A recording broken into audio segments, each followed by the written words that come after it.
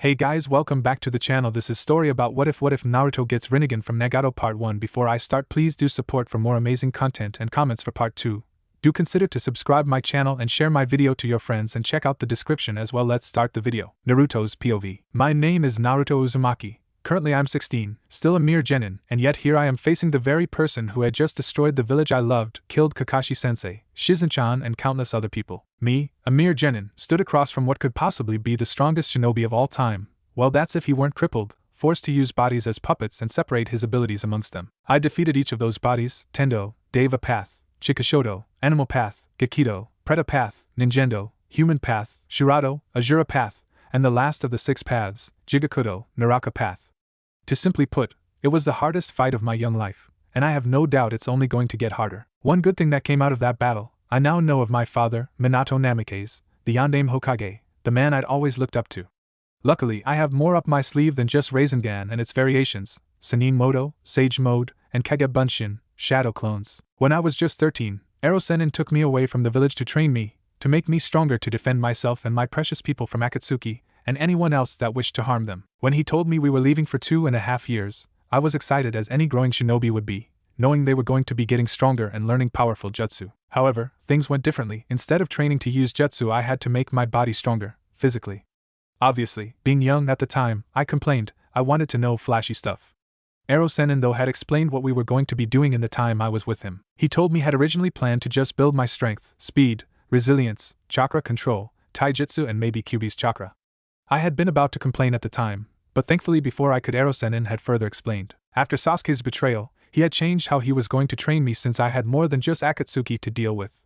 Instead of just those aspects of a shinobi, he had decided to fill me up with ninjutsu, to make me the best I can ever be. So for those years and the 6 months, my taijutsu was improved to the point that I could go toe-to-toe with Ero Sennin and only come away with a few bruises.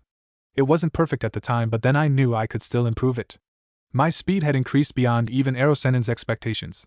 Well, that's what he told me. I could simply vanish from one spot and appear a good distance away using my newfound speed, Ero Sennin, and I had decided to call it Shuinpa, Flash Step. Ninjutsu, on the other hand, which is still my favorite aspect, had grown leaps and bounds. I found out my nature affinity were Futon, Wind Release, Right-Dun, Lightning Release, and Sway-Dun, Water Release. However, in the time limit we had, we couldn't master each of them. Ero Sennin had recommended training with Right-Dun and Sway-Dun at the time, which I had fully mastered by the time I came home.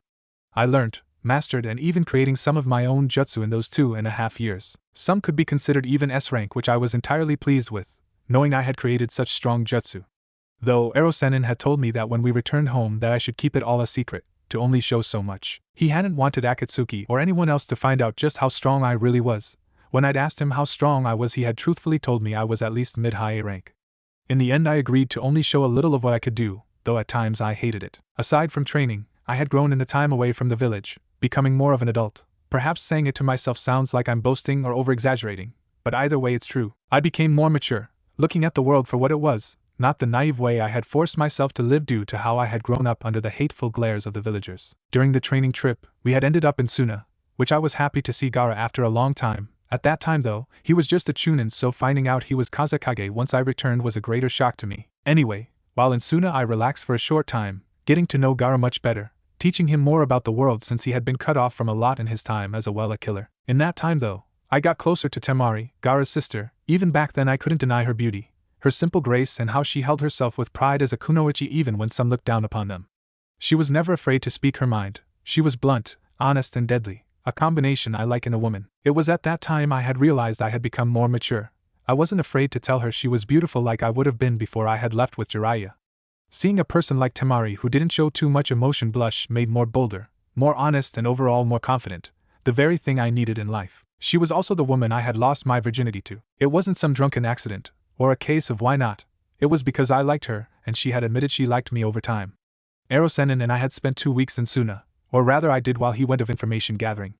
I was 14 at the time, a young time for some to lose their virginity, I know. In the second week, Temari had told me she liked me. As more than a friend, I had been shocked that someone so beautiful would even like me, but hey, I wasn't complaining. She had gone on further, explaining that she was attracted to my strength, both as a shinobi in person. To her I was the hero who saved her little brother from becoming a monster for life. I had denied her claim and told her I was no hero, but she shut me with a kiss. A kiss that had truly shut me up. Even when it ended, I wasn't proud of my mind blanking on me or my brain stopping from functioning back then. After that, we had talked about everything. Few kisses were shared once I had become more comfortable around her and kissing her very soft and sweet lips. I had explained to her that being in separate villages would make any kind of relationship difficult. After we had a talk about that, we agreed to enjoy our time together while we could and we worry about all that later. She told me we were shinobi, we may not have long lives. I'd agreed, knowing being a Jinchuriki I may have a shorter life than anyone. On that note, she had grabbed me by my t-shirt and warned Kankuro, who was also in their manner, to not bother them and keep Gaara away before taking me to her room, locking the door where we spent all night and most of the week, having sex like wild animals. When I'd left at the end of the week, I'd kissed Tamari with everything I had and left after promising her that we would be seeing each other again. Beforehand, I had told her that should I see her in Konoha, we would have to play dumb with each other, acting like we hadn't seen each other in years to not let anyone know of what had happened, and to keep his possible enemies inside the village and outside in the dark. Seeing her once more in Konoha, though, after I'd returned, had ignited that fire within me that burned for me to touch her, to taste her lips on mine, and to simply ravish her on the spot if I had to. After that meeting with Tsunade, on the way out Tamari had slipped me a note of where she was staying in Konoha and to meet her that night. It was torture having to wait all day to see her, but when I did it was worth it. We'd made love all night long, and even into the morning, and yes, I mean love. Before she had left the village to go back to Suna, we'd had that talk about us. We ended up agreeing we would be together. She admitted she loved me and I too admitted I loved her. The time in Suna had helped each of us understand that, especially when we weren't with each other. Seeing her again after so long had cemented that feeling, leaving me with no doubt of how I'd felt. Yes, a long-distance relationship was difficult, more than that even, but through summons we had kept in touch after getting Gaara back. Even now, as I stand before Nagato, thinking of what to answer him with, I long to touch her. Just to simply hold her delicate fingers between mine, her blonde locks to brush against my face as we hug, kiss and lie in bed together. But no, if I want that peace, I have to make sure I survive in this hellish world that had given me so many enemies. Anyway, getting back to my true abilities, for the entire time I was back in Konoha, from Gaara's kidnapping, Asuma's death, mastering my futon, completing futon, Raisin Shuriken and even Pains, no Nagato's attack on the village, I kept my true abilities hidden. I hated lying to all of my friends, Kakashi-sensei and Yamato Taicho, especially when they helped me with my futon. I had wanted to tell them I could use 2 other elements, that I could similar jutsu to Chidori and Raikiri. But I was too afraid that if I did, then people I don't want to know may find out, like Danzo. So I had to play dumb, act like I was still stupid despite the fact that over the time away from Konoha I had become much smarter from working on strategy. The only time I didn't play dumb was when Pa and Ma taught me how to use Senjutsu chakra. All of that I had no idea about. Ero-Sennin had mentioned there were many types of chakra before and I had believed him obviously, but I had never asked what those various chakra were.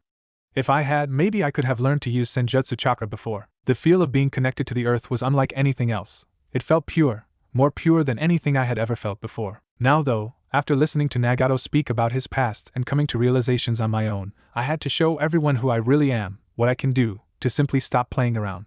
Maybe if I had decided to do so earlier, I could have saved the other Jinchuriki before Akatsuki got them. Shaking my head of such thoughts, I looked back up at Nagato as he continued to speak. Hai no Kuni, a mile away from Kanohigaku no Sato, secluded cave. Just by living people hurt others without realizing it.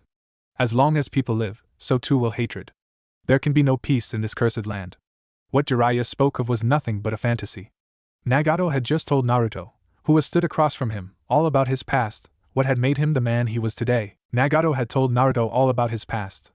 How he, Konan and Yahiko were all just poor orphans in Amigakure.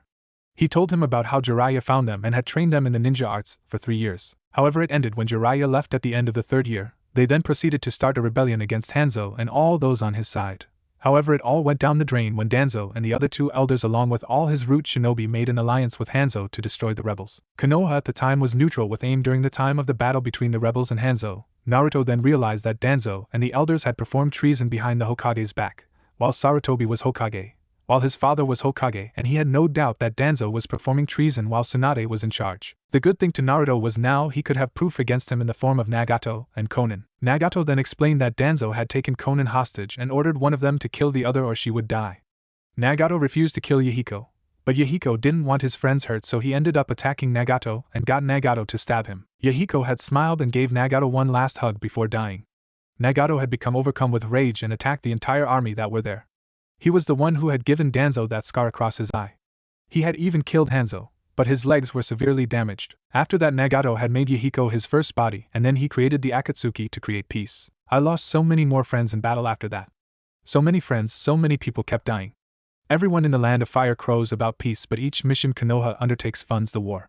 The people of the Land of Fire know they are in conflict in the war, yet they hypocritically speak of peace. The peace of the big countries is built on the sacrifices of the little countries. Now you see my reasons. Back in the village I asked you if you had a better solution, do you? Nagato asked. Naruto was silent for a moment. That may be true, he said softly as he pulled out a book with the title The Legend of the Gutsy Ninja, and remembered Jiraiya's words. I believe the time will come when people truly understand one another. I think you're right. Naruto said, shocking Nagato. Really? Nagato asked with wide-eyed. I understand you. But I still can't forgive you, I still hate you. Then let's finish this. Nagato stated, moving to get out of the machine he was placed in. But Nagato stopped as Naruto spoke, the blonde's blue eyes fixing him with a gaze filled with so much determination it was almost frightening. That Ero-sennin believed in me, so I will believe what he believed in. Naruto stopped, his grip tightening around the spine of the book. That's my answer. Nagato's rippled eyes had gotten wider as the blonde spoke. I won't kill you. What is this boy? Konan wondered to herself, staring at the blonde in question with shock and awe. Never before had she seen so much determination in someone's eyes. Well, besides Yahiko, that is. You won't kill me? Nagato turned the statement into a question, more for his benefit than anyone else's. The words repeated over in his head, and he couldn't help but wonder how such a young man could be so determined after being given the short end of the stick since the first day of his life. You will believe in what Jiraiya believed in. I see, so that's your answer. He looked at Naruto for a moment before shaking his head with incredulity. So should we just sit here and wait for you to bring peace to the world? He asked rhetorically as he inclined his head to move forward. Give me a break. How can I believe in Jiraiya now? There's no such thing as real peace. Naruto looked up from the book. It's impossible as long as we're living in this accursed world. Then Naruto spoke up after a moment, his sage mode still active. I will break the curse. If there's such a thing as peace, I will find it. I won't give up. Nagato's eyes had gotten wider with each word spoken before looking at the young man in bewilderment. That's words eluded him as he tried to say what even his mind couldn't place together. Konan looked at her lifelong friend in Aller at seeing him so shocked and simply taken aback. Nagato, what's the matter? Those words Nagato uttered, staring down at the blonde. That's right, those were lines from this. Naruto spoke low, looking down at the book in question. The first book he ever wrote. He wrote this book to change the world. At the end, he says he was inspired by a pupil of his to write this. That was you, Nagato. Nagato looked at him in further shock, his Rinnegan glowing from his emotions. What? Nagato muttered. Is this just a coincidence? Naruto hadn't finished yet though. And the name of the main character is Naruto. Nagato's wide eyes hadn't lessened in their intensity, only rose. So my name is a precious memento of him. I can't just give up on and stomp of this memento. I will become the Hokage, like my father before me. And I'll make sure there's a place for Amigakure too. Believe in me. He almost pleaded at the end. Nagato stared at him for a moment, and for that single moment, he could have sworn he saw Yahiko's translucent figure hovering behind Naruto as if they were one and the same. We studied under the same master. I told you before that we should therefore be able to understand each other. Then I was just joking, but now you're an odd kid. You remind me of myself when I was younger. Nagato, Konan whispered to herself, glancing at the red-headed shinobi. I couldn't believe in what Jiraiya believed in. Or in the man himself. A different path. In you I can see a different future. Nagato looked up into Naruto's own startled sage eyes. I will believe in you, Naruto Uzumaki. Naruto let out a breath and a weak smile as his sage mode finally ran its course and returned his eyes to their shocking blue color. Thank you, Nagato. He whispered in relief. Naruto Uzumaki. Nagato spoke, gaining the boy in question and Konan's attention. Before I die, there are a couple things I must do. I wish to give you a gift, one that will allow you to bring peace to the world as you want to. What? Naruto questioned with a confused look. He may have gotten smarter, but at the moment he just couldn't see what Nagato meant. My eyes, the Rinnegan will be put to better use in your care, Nagato said, drawing a gasp from Konan while Naruto's eyes had gone wide and mouthed agape. You have more potential in you than you realize. Just looking at you, I can tell you're stronger than you show or even understand. I don't understand. Naruto told him truthfully. You have power locked away within you. You are of the Namikaze clan, a clan blessed with the Kekkei Genkai, the same one that allowed your former Hokage and father, Minato Namikaze, to create the Hiraishin. Nagato informed the Uzumaki. How do you know who my father is? Naruto asked with a raised eyebrow. And I don't have a Kekkei Genkai. Like I said, your potential is locked away within you. Most likely due to the seal holding the Kyuubi back, or the Biju itself. Nagato explained. There are more to my eyes than them being a dojutsu. In a way, they are sentient. They hold knowledge, power, and the ability to bring change to the world. The Rinnegan's chakra will merge with you, travel through your body and change it to how it should be. You will most likely grow taller, your hair may change, you may gain more muscle. I don't truly know what will change in you. But I do know, it will unlock your potential, give you your true power. Naruto looked at him shocked for a moment at the ability of those eyes that were considered a myth not long ago before blinking. How would you even give me the Rinnegan? He asked, considering its power. After all, power in the right hands could be used for good. Nagato smiled down at him. I will have my Rinnegan implanted within you. It will sense your Uzumaki blood and chakra, and it will bond with your chakra network, your mind, and bring out who you really are. Uzumaki blood? And chakra? Naruto questioned before blinking in shock. Then you're an Uzumaki? Yes. Nagato answered with a sad smile. We are distant relatives, at least I believe so. My family had left the Uzumaki homeland before it was destroyed and moved to Amigakure. He flinched as he felt his life leaving him, bit by bit. Anyway, back on topic. When I have my eyes transplanted within you, I will be passing along everything my Rinnegan has stored, jutsu, knowledge. You will be able to use jutsu you've never used as if you have used them before. It may get confusing for a while, but over time you will think nothing of it. The transplanting will be painful, I warn you, which is why I must have you be unconscious during the procedure. In that time, your DNA will change, your body will change to how you should look, and you will know everything I do. Naruto looked at Nagato for a moment. Say I agree to have this done, then will I have to go out and find some dead bodies to share the power I'll possess? He questioned, not wanting to go that far for power. No. Nagato chuckled, shaking his head. I had to do that because when I first used my Rinnegan I used a technique my body wasn't ready for. It left me crippled, unable to use the full capabilities. I was forced to gather bodies, implant part of my power and giving them the Rinnegan to share and split it amongst 6 bodies. You, however, have the healing capabilities of a true Uzumaki, the speed of the Namikaze, and you are more powerful than me even now. Should you accept this power, you will be able to use its full powers, adding in your almost unlimited chakra supply. You will be able to do so much more with it. Your healing abilities will affect the transplantation though, for a short while the Rinnegan will stay permanent, but your healing ability will return them to your original blue ones, allowing you to still use your Sannin Moto and the Rinnegan itself like an Uchiha would use his Sharingan. I wish I could explain more and teach someone like you along the way, but everything I know, you will soon know. Konan stood off to the side slightly, looking at Nagato with nothing but shock, sadness and pride at having him back to how he used to be, though she knew it would only be a short time. Looking at Naruto, she noticed the determination mixed with anxiety and wariness. If she was correct, she could also see hesitance in accepting the power. Naruto heaved out a huge sigh. I see, and what about this Kekkei Genka I was supposed to have gained from my father's side of the family? He knew he could have asked if the man knew who his mother could be since he was also from the Uzumaki clan, but it would most likely be futile. Erosenin had told him bits and pieces of his mother but never a name. He had told him how they had a long life expectancy, large chakra reserves, the largest of any clan possible, and tremendous healing capabilities. It explained a lot actually when he had thought about it. Nagato smiled at the young, happy he was considering taking his power that he wished to give the young man. That you will learn once you accept this power. I'm not holding the information back as a means to force you to accept my gift, but if I look for that information stored with the Rinnegan's knowledge base, it will use the chakra I need for what I must do. Naruto nodded before he blinked at his fellow Uzumaki. Rinnegan's knowledge base? He questioned with curiosity, though he had a pretty good idea what he meant. Yes, that is the place these eyes store information, words from a book, jutsu, taijutsu styles, even the amount of raindrops you may see fall. Nagato answered. Now, Naruto Uzumaki Namikaze, will you accept this gift I offer you? Naruto looked down at the book in his hands and instantly knew he had to take the power. While yes, it was a dangerous dojutsu, it was only dangerous to the bearer's enemies, and in this case, it would be Naruto's enemies, namely the Akatsuki and Sasuke Uchiha. He could protect his precious people, especially Temari, with power like that. Looking back at Nagato, he gave a curt nod. I accept. Nagato gave a nod and a smile filled with relief. There is one more thing I wish to give to you, something I have always kept with me. He gave a nod to Konan as he spoke to her. Unseal the weapon, it's time someone finally used it. Konan looked up at him in shock. Are you sure, Nagato? It's been in your family for generations. Naruto looked between the two in confusion. Generations? So it's a family item? He asked with a raised eyebrow. Yes, I'm sure, Konan. Nagato assured his friend with a nod. Turning to Naruto, he gave a nod. Yes, it had been passed through my family generations after generations. It is a weapon from the Uzumaki clan, in other words, and there was little information on it as it had been forged in the era that the Rikudo Sannin was alive. It is known as a Zanpakuto, Soul Slayer.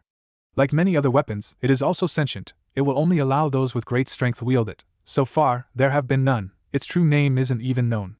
I hope that you are able to wield it to its true potential. He explained of the ancient blade. Naruto was riveted by the information, a weapon from his clan, a powerful one at that, being given to him. God, he hoped he could use its power. He hoped it would accept him as its wielder. Konan sighed and reached into a back pocket, pulling out a scroll with a clip on it. Flicking the clip, she knelt to the floor and rolled it out along the ground. On the scroll, the kanji for Zanpakuto was inscribed along it.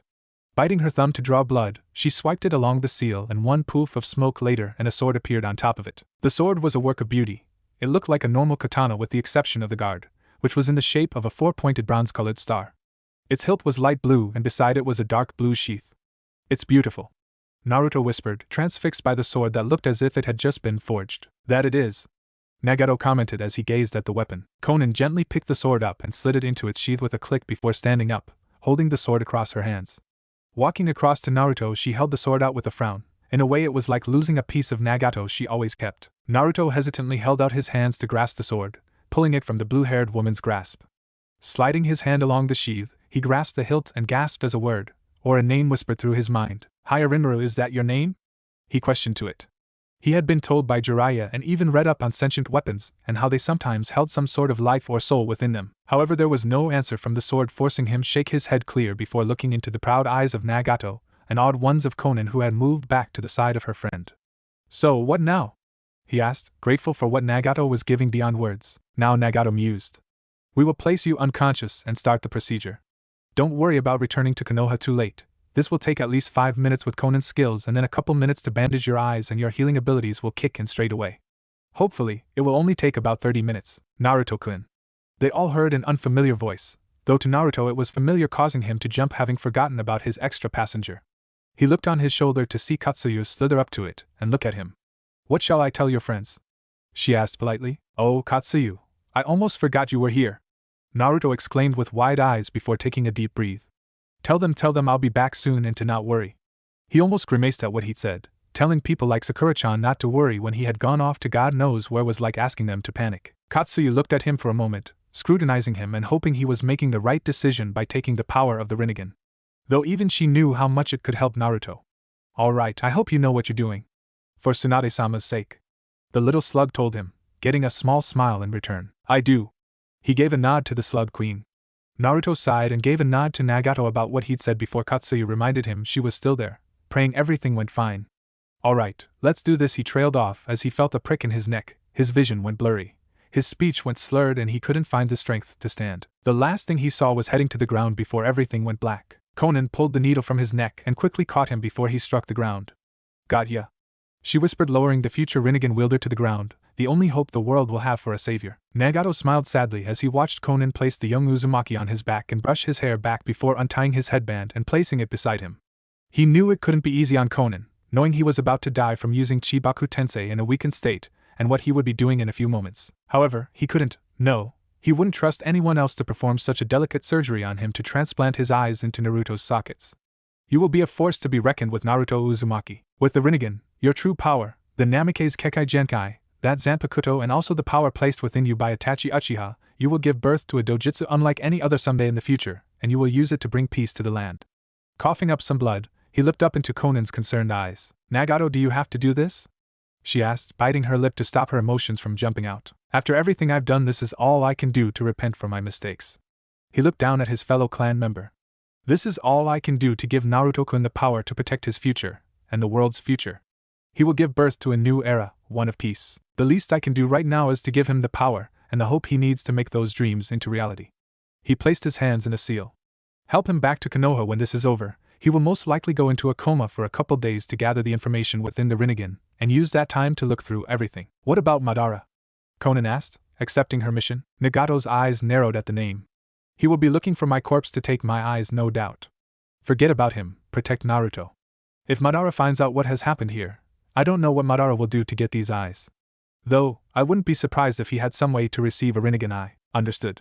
Konan asked shortly before closing her eyes as Nagato's chakra spiked. Well, what he had left. Geto, Rinne Tensei no Jutsu. Outer Path. Samsara of Heavenly Life Technique. Kanahigaku no Sato. Everyone was starting to collect all the corpses of people killed in the invasion, and placing them all at the same part of the village when all of a sudden a massive poof of smoke rose up from the center of the village. When the smoke cleared, it displayed the outer path in all its glory. What's going on?" Ino asked, slightly scared. "Did Naruto lose?" Shikamaru asked, worried himself. They hadn't heard of anything in a while now, and the people were getting anxious of what may have happened. No, Shino's monotone voice broke through the whispers of the younger generation. "Look!" They all looked at the creatures as its mouth opened up to impossible lengths and thousands of green tendrils burst from its gaping maw. Each tendril struck a corpse, making everyone back away in alarm and caution, not knowing what to expect. He's bringing them back, Inoichi said, feeling a warmth spread throughout a body he was about to pick up. What? Shikaku asked, looking over at his lifelong friend. He's right, Sakura exclaimed in shock as she held Shizen's hand that was getting warmer. That thing, it's bringing them all back. But why would Pain do that? Kiba asked, stroking Akamaru's back out of habit. Sakura smiled to herself, knowing just why someone who had just destroyed their home and killed many people would suddenly bring everyone back to life. Because he was changed by Naruto's power to bring out the good in someone, and change their views. She told them, almost wanting to laugh out of sheer joy. It meant Naruto was alive. He had convinced Pain to do good. She just didn't know what else Pain/Nagato would soon do to give them hope that the future wasn't lost. A mile away from Konohagakure no Sato, secluded cave. Minutes later, Nagato had just finished the jutsu and had been laid down beside Naruto by Konan, who had to wipe at the tears that fell from her eyes. Coating her hand in green chakra, she bent beside Naruto Uzumaki and placed her hand just above his left eye. I hope you know what you're doing, Nagato, she told the body of her now deceased friend. Looking down at Naruto, she smiled slightly through the tears that wanted to fall. You'll become a strong man, Naruto-san. I'll do as Nagato wished and help you where I can. With one last sigh, she got to work on transplanting the eyes. 25 minutes later, Naruto had woken up a few seconds ago and came under onslaught of information, images and stuff he couldn't understand flying around his mind.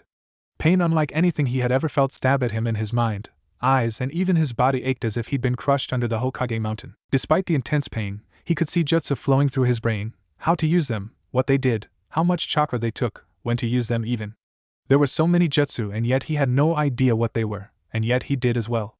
Was this what Nagato had meant? A part of him knows but the other is clueless? I swear to fucking Kami, if this pain doesn't lessen, I'm gonna use these, bring Nagato back and kick the living shit out of him. God, it feels like my eyes are on fire. I really am being given everything he knew, ninjutsu, genjutsu, taijutsu and even kenjutsu, thousands of books worth. I even know how to do all that. Woe information on the Sharingan, Byakugan and even Kekai Genkai from other villages. Maybe when this incessant pain stops I can sort throughout everything, especially once my body stops aching all fucking over. A sharp stab of pain spiked through his hand, forcing his hand to immediately grasp that part as his back arched from the ground. He absently noticed the feel of bandages wrapped around his eyes. So, what happened to Nagato? Before he could verbalize the question, the last moments of Nagato's life flashed through his mind in less than a second, as if telling him what he wanted to know. He brought everyone back. How? He sacrificed himself to repent and give me hope. I thought he was just dying. I never realized he was killing himself. The pain subsided for a moment. I promised Nagato, I'll train to become strong, stronger than ever before. I'll learn to use these eyes of yours as if they had always been a part of me, which technically they always have since I now know what you know. Anyway, I won't let your sacrifice be in vain. I see you're awake. An angelic voice that he had come to know came from beside him. He felt soft, delicate hands tighten the bandage before brushing his locks of hair back and over the bandages. You've been out of it for over 20 minutes. You probably already know, but Nagato revived everyone in the village. He heard a chock sob and guilt welled up inside of him. Nagato's dead, and you now have the Rinnegan. For a short while you'll experience much pain, having so much knowledge inserted into your brain from the Rinnegan, and having the same eyes merge with your chakra network, changing your DNA and physical body. It will eventually place you into a temporary coma. It may just be a day, in fact, depending on how fast those eyes work, and how great your healing ability works as well. When you wake up again, you will have changed somewhat. You will be able to activate the Rinnegan or deactivate it at will. Unlike with Nagato, it won't be permanently active. I'll be helping you back to Konoha. As you are now, you won't be able to make it by yourself. I can't possibly imagine the pain you must be going through right now. Within a couple days that knowledge will be integrated with your mind. You will simply know everything. With that, you will become more powerful than you've ever been before. Naruto listened to everything with rapt attention, eyes closed so tightly that they burned stronger from the intense fire that seemed to coat them. Most likely the burning was from the chakra from the Rinnegan fusing with his chakra network, as well as his healing restoring and merging his normal eyes with the dojutsu. No wonder Nagato had said being unconscious would be much better. He reached up with his hand, his shaking no his trembling hand to grasp Kona's that had moved to his bandages again to fuss with them. I'm sorry, was all he could say. There was nothing else one could say in such a moment. There were no cards for sorry for taking your only friend's eyes and then him bringing all of my loved ones back at the cost of his life. Then, in a moment of weakness, he felt Conan's head drop to his chest as her entire body was racked with sobs. Tears soaked his chest, and it was now he realized he wasn't wearing his jacket anymore. Weakly he lifted other hand, unable to move anything else, and placed it on her head, on her blue hair that felt like silk. Funnily enough, it was all the comfort he could offer as his own tears dripped from his burning eyes, tears for a new friend, the death of one of the last two remaining Uzumakis, and more importantly the loss of a brother in arms. I'm sorry. Konohagakure no Sato's forest. 5 minutes later, Naruto and Konan ambled through the forest, well, what was left of Konoha's forest with some difficulty. Conan had one of her arms wrapped around his midsection and had placed his left arm over her shoulder and around her neck to keep him steady through the walk. Every now and again, he would grasp at his head, or flinch, grit his teeth and almost collapse under the onslaught of knowledge being shoved into his mind all at once. Conan had been able to see blots of red appearing on the bandages, and could only guess it was tears of blood from the transplantation. After she had finished transplanting the eyes, she had stored Naruto's blue orbs and Nagato's body within a scroll preserve the two since she wanted to bury Nagato properly, and Naruto's eyes may be needed in the future. She winced for a moment as she heard a small whimper pass through Naruto's clenched teeth, as he obviously tried to hold out against the pain. "How do you feel?" she asked quietly, not wanting to hurt his Ehad speaking louder. Naruto glanced at her with partially open eyes. He had been able to open his eyelids up slightly without receiving too much pain. What surprised him though was that he could see through the bandages, though everything was a mix of black and white, perhaps a bit of gray as well. In a way, being able to see through the bandages made him really realize he had been transplanted with the Rinnegan. Now if only the pain would stop. His bones felt like they were constantly breaking and rebuilding. Most likely his body was changing as Nagato said it would. It felt like his cells were burning away before instantly replaced with new ones, over and over and over again. Seeing Conan in a blurred image of black and white, he smiled slightly with a grimace. Never a better. He winced at the sound of pain he made in between talking. "We're almost there, Naruto-kun." Katsuyu's soft voice reached his ears as the slug on his right shoulder informed him. She had been slowly giving him chakra to heal him of his previous injuries, so what he was going through at the moment wouldn't get any worse. God forbid if they did. "All right," he acknowledged with a slight nod that brought on another bout of pain. Over the journey back, he had been able to see and even feel as information was uploaded to his brain from his new eyes. Even as his chakra network changed due to the Rinnegan's influence, so many jutsu had filtered through his brain, jutsu he had never dreamed of before, and yet he knew how to use them, knew the hand seals and what they did. It was honestly amazing. Strapped to his waist was the Zanpakuto, the sentient katana that he had received from his fellow clan member before his death. After a couple minutes of walking and pausing a couple of times to get his bearings, they had finally arrived at the large gates that had managed to survive the attack. Walking further in, still held up by Conan, they stopped just inside the gate as they came upon a scene that Naruto would have embedded in him for his entire life. Every villager, shinobi in hell he could swear there were animals. All of them were stood in a large gathering apparently waiting for him. "You did it, Naruto!" shouted a shinobi. "Welcome home, Naruto!" exclaimed a civilian girl. "You're a hero!" cheered another shinobi. "We believed in you!" cheered a section of ninja. "Thank you, Naruto!" cheered more civilians. Naruto's mouth opened wordlessly, unable to say anything to express what it all meant to him. Against his will, tears of blood slid down his face at finally being acknowledged. A part of his dream was complete. The people of his home no longer hated him. Well, there probably will some, but seeing everyone gathered just for him and cheering loudly, he felt like he was at the top of the world. Until a stab of pain shot through his body, almost making him collapse. "Naruto!" he heard a familiar voice shout. Looking up, he was able to just catch a bob of short hair. Unfortunately, seeing in black and white at the moment, he couldn't see the color, but he couldn't mistake that voice as he felt and saw a hand coated in chakra hovering over his eyes. "As Sakura-chan?" he whispered weakly. "Yeah," he heard, though this time her voice contained joy and sadness at the same time. "I don't know what you did, but everyone's alive. Kakashi-sensei is in a medical tent we managed to set up quickly. He had tried to come after you and bring you back, but his body was too damaged to do anything. I was going to come for you when Katsuyu explained to me about everything that had happened and your eyes." He felt her hand against his cheek as she lifted his head to see her shed some tears, and he realized he'd never seen her really cry, not for him anyway. "Are you sure this is the right thing to do?" Sakura had been terrified for her teammate, and also the young man she was beginning to admit her growing feelings for.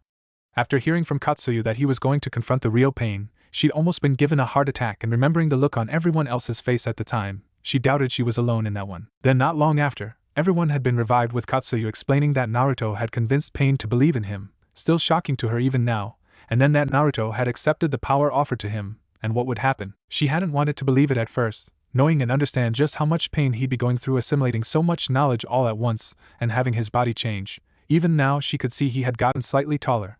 His hair had gotten longer, and if she was correct, there was red highlights appearing. She could also clearly see the dabs of red spots on the bandages, the dry blood tears down his cheeks, and it almost made her want to cry that he would go through so much to protect everyone. Naruto grasped her hand in one of his trembling ones. Even now, when he was in love Temari and in a real relationship, his feelings for Sakura hadn't lessened at all.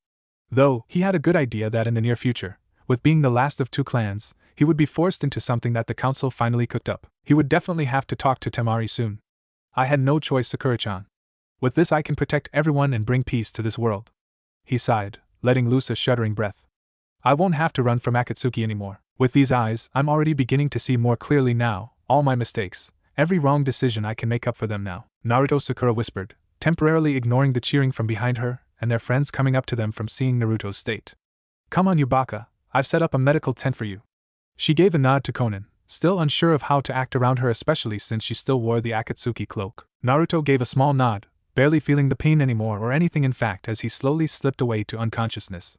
Whatever you say, he trailed off, and Sakura knew he must be in a lot of pain for him being okay with going to anything remotely like a hospital with no hassle. Though, seeing her teammate flinch and whimper, she couldn't imagine just how much pain he was in, considering he could usually be dealt a lot of pain and walk away with his goofy grin. Kanahigaku no Sato, Naruto's medical tent. 2 days later, Kakashi Hatake, Kanahigaku Jonin, former student of the Yondaime Hokage, known worldwide for his use of the Sharingan, nicknamed Kopi Ninja no Kakashi, Copy Ninja Kakashi, and Sharingan no Kakashi, Kakashi of the Sharingan, was currently stood at the entrance of Naruto's medical tent on the inside, so he was able to see Naruto's current condition. As soon as he had awoken a day earlier, he had been debriefed by both Sakura and Konan, former Akatsuki member.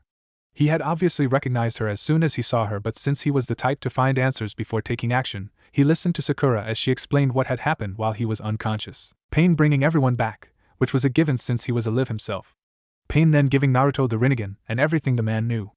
Obviously it was consensual, as Konan had told them the Rinnegan would only accept Naruto as its wielder that way. The fact that dojutsu was practically sentient in the manner that it stored information in a sort of database, and would merge its own chakra with Naruto, and changing his physique to how it should be, was scarier than he'd like to admit. It went to show that the Rinnegan was no simple dojutsu. They had told him Naruto had been in terrible pain after the transplantation from having the Rinnegan already merging with his chakra pathways and implanting all knowledge within Naruto. Konan had told him that on the way to the village, the Rinnegan had been active since Naruto could see through the bandaging, but everything was black and white. That had reminded him of the Byakugan. However, when Naruto had blacked out after entering the village, they noticed that Naruto was healing faster than they, or even pain, or was it Nagato now? Either way, they'd found he was healing faster than they'd predicted. The area around his eyes had healed, but nevertheless they kept the bandages wrapped around his eyes for precaution. Even to Konan the Rinnegan was a mystery. Only Pain had understood it, meaning when Naruto awoke, he would too understand it. Then it came down to the business with the village itself. Letting out a weary sigh, he moved closer to Naruto's bed, where the blonde-haired young man lay, though he could see red highlights coming through.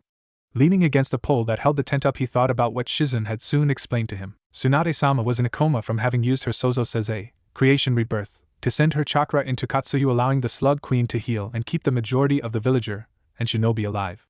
Then the Fire Daimyo had called for a meeting of the next Hokage since he couldn't place his trust in the belief that Tsunade may wake up. The only good thing, however, was that he had said he wouldn't begin the meeting until Naruto Uzumaki Namikaze had awoken. Clearly the man had been informed of just what Naruto had accomplished, and that the young man would be awake any day, never mind the fact the man had said his last name, his real last name. Some part of Kakashi prayed that the Fire Daimyo wanted to wait for Naruto to wake to make him Hokage, since this was now the perfect chance for Danzo to finally make his move, and honestly, only Naruto would be able to take the position of Hokage. The village itself, though, was slowly picking up. The rebuilding was slow but making process, and after all it wasn't like they'd had to build it from scratch before. Konan herself had been standing guard over Naruto the entire time, and Kakashi had to respect the loyalty she displayed to Naruto. Despite being enemies just 2 days earlier, Naruto, who was now the legacy of Minato Namikaze, his mother, Jiraiya, and now Nagato, each one had left some part of them with Naruto, each in their own way for the young man to fulfill his dream and their own. Now though, as he looked down at Naruto, his student, pride unlike he'd ever felt before filled him. This young man of 16 had defeated a man that had killed him, Jiraiya-sama, and even Hanzo of the Salamander. He almost laughed at how insane it sounded. Nevertheless, this boy was still becoming stronger as he thought about him becoming stronger. The Rinnegan had finished changing his body so Naruto could use the jutsu he probably knew more efficiently like Nagato had. He could only imagine the library of jutsu his mind was at the moment. He would be able to use every element, and knowing Naruto, he would be able to use the sub-elements also, especially with just how the Uzumaki clan were distant relatives of the Senju. They may be distant, but they were relatives nonetheless. Naruto probably also knew the Namikaze clan's Kekkei Genkai, something Kakashi had always wanted to explain to Naruto, but seeing how the blonde hadn't grown as he should have, or even shown signs of activating it, he had pinned the blame on Kyuubi and the seal from stunting Naruto's growth like it had. And now finally, maybe he would see Naruto's true strength. Of course he knew the blonde was stronger than he'd shown. It wasn't just the fact that Jiraiya-sama had told him before he'd left for Amigakure, but it was the way Naruto held himself. He was confident in himself, in his power, and he always seemed to hold himself back in fights. He had wanted to tell Naruto he knew he was stronger than he'd shown, That Jiraiya-sama had also told him of his little escapades with a certain Kazekage's sister. Yes, Jiraiya-sama knew he wasn't known as the best information gatherer for nothing. But for Naruto's sake the man had kept quiet. He may have been a pervert, but even he wouldn't tease Naruto or make fun of him about falling in love with Temari. From what Kakashi had been told by the former Sannin, Naruto had become a man a long time ago. After that information had been shared, they both had to smile with pride that Naruto had bagged one of the hottest kunoichi out there. Kakashi understood Naruto's reasons for keeping everything a secret, but he would have liked to talk about the boy he'd come to see as a son or maybe a nephew about his personal life. Sighing, he decided not to lament on what could have been but rather what could be.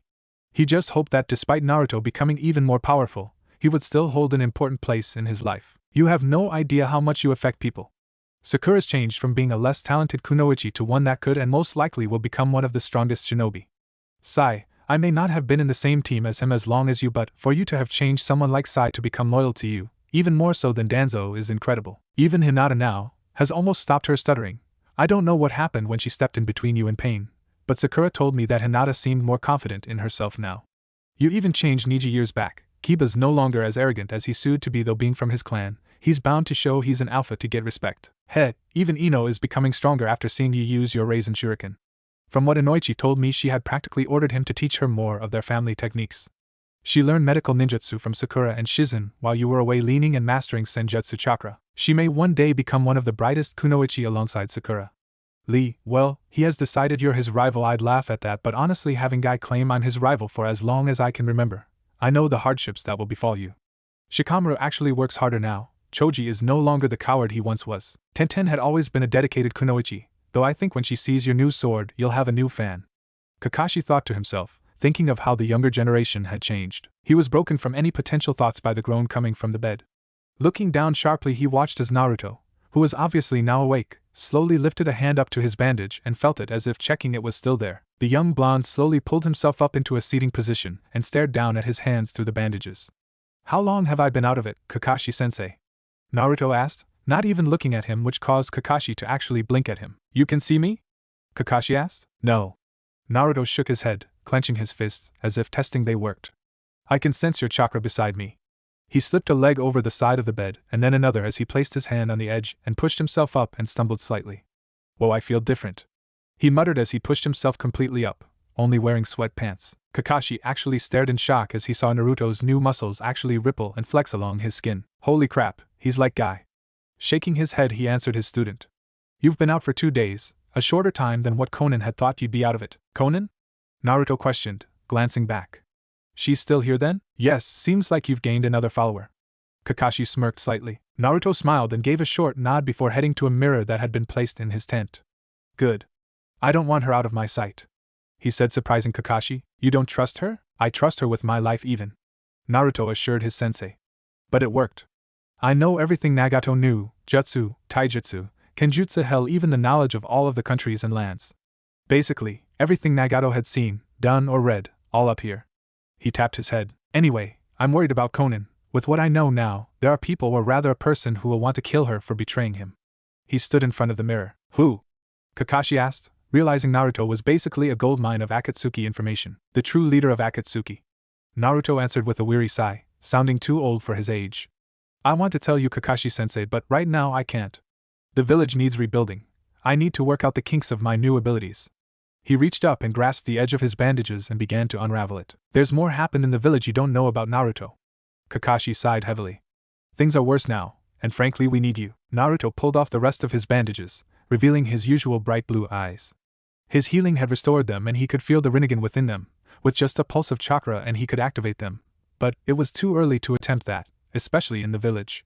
He looked in the mirror and took note of his changes. He now stood at the full height of 6 feet 1 inch with blonde hair that held red highlights reaching just past his shoulders, while parts of his fringe shadowed his eyes. His whisker marks had vanished from his cheeks due to the changes of his body, but left minor traces of them behind. His body was more muscular, most likely to fit the needs of what he could now and what he would be able to do. His face was more rugged, gone was any baby fat, and in place was a younger version of his father, except a bit more muscular. He had to say, though, he liked the red in his hair. But where did he get it from? Shrugging, he turned to Kakashi. His bandages hung around his fingers. What's happened? He asked, dreading the answers from the sigh that Kakashi let out. It's Tsunade-sama. Naruto's stomach dropped immediately. Nothing could happen to his Bachan, It just couldn't. She was all he had left when it came to people he looked to for advice, apart from Kakashi and Yamato, that is. But Tsunade, she was the only reason he hadn't upped and left the village from the treatment he had received before he started getting praised.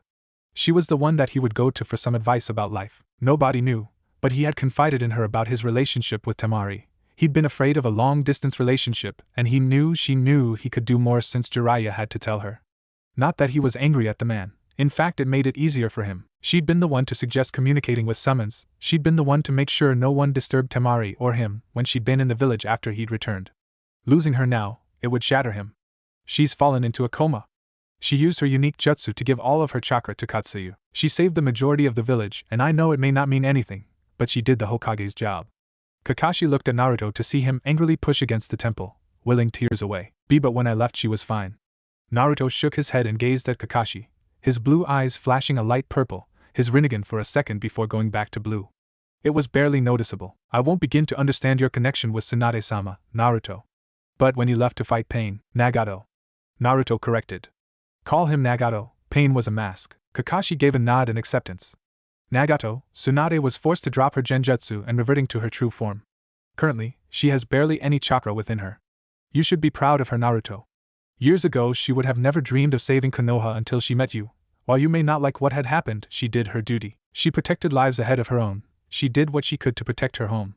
Kakashi explained with sorrow at what had happened to their Hokage. Naruto grit his teeth. He didn't like what had happened, but she was Hokage. It was her duty after all. Kakashi was right though. She never would have saved the village and its people before he met her. And what would have happened if he hadn't brought her back? Would everyone still be dead? Who on earth would be Hokage? Danzo? The very thought made him shudder in disgust. I understand, I'll visit her when I can. What else is there? He asked. Without a Hokage in the village, someone would no doubt be selected. Well, that was the first topic. Second, the Hokage has called for a summit, and I will be frank as to the importance of this summit, at another time. However, you should know that this summit will be a convening of the 5 Kages, from Iwa, Kumo, Kiri, Suna, and of course, Konoha. Kakashi explained, they had received the letter earlier that day actually, and it had mentioned about a team of 3 shinobi being sent their way with vital information. I see. Naruto nodded. But we have no Hokage, right? Right. This brings us to the last topic. Since there is no Hokage, the daimyo has ordered for a meeting to take place to decide who will be Tsunade-sama's successor. He held up a hand to stop Naruto from speaking. I know what you're thinking, but at times like these, even I agree we can't wait for her to wake up. Right now we're vulnerable, more vulnerable we've ever been. The daimyo has requested that the meeting be held off until you wake up. The meeting will be between you, the daimyo, and the council of Konoha. Me? Naruto questioned confused. Yes. It would appear that the daimyo somehow has knowledge of your heritage and of your defeat of Nagato. Honestly, I don't know what he wants you there for, whether it's because right now the village sees you as its hero or the fact you're probably stronger than anyone in the village now, especially with the gift from Nagato. I couldn't say. Naruto gave a nod to what his sensei had said. He wouldn't brag and say he was the strongest, but he knew once he got the hang of the Rinnegan and the repertoire of jutsu and everything he has now, he would be pretty damn formidable, especially since he doesn't have the drawbacks that Nagato had from sharing his abilities amongst bodies. Instead he held each and every power. When will the meeting be? He queried. He wanted to see Bachan as soon as possible. I'll have to go see the daimyo and let him know you're awake. He was the one who requested me to check up on you and report back to him. In the meantime you should go stretch your legs and see Tsunade-sama. She's currently in her personal tent just down the way. I think Sakura, Ino and Shizen were looking over, Kakashi told him as he lifted the curtain at the door to step through. And Naruto, I'm sure Jiraiya would proud of you. Naruto gave him a smile and nod as Kakashi left. Naruto looked back to the mirror, admiring his new looks and inwardly hoping Temari didn't mind the change. Though he knew she wasn't the shallow type of woman/girl to simply fall out of love because he looked slightly different. Well, older he'd say, and without being arrogant he would have to say he even looked more handsome. So, Bachan is in a coma. The Hokage has requested a summit of the 5 Kage. I wonder what's up with that for him to take such an action all of a sudden. And now the daimyo is here to select a new Hokage no matter what. I can't let Danzo take the position.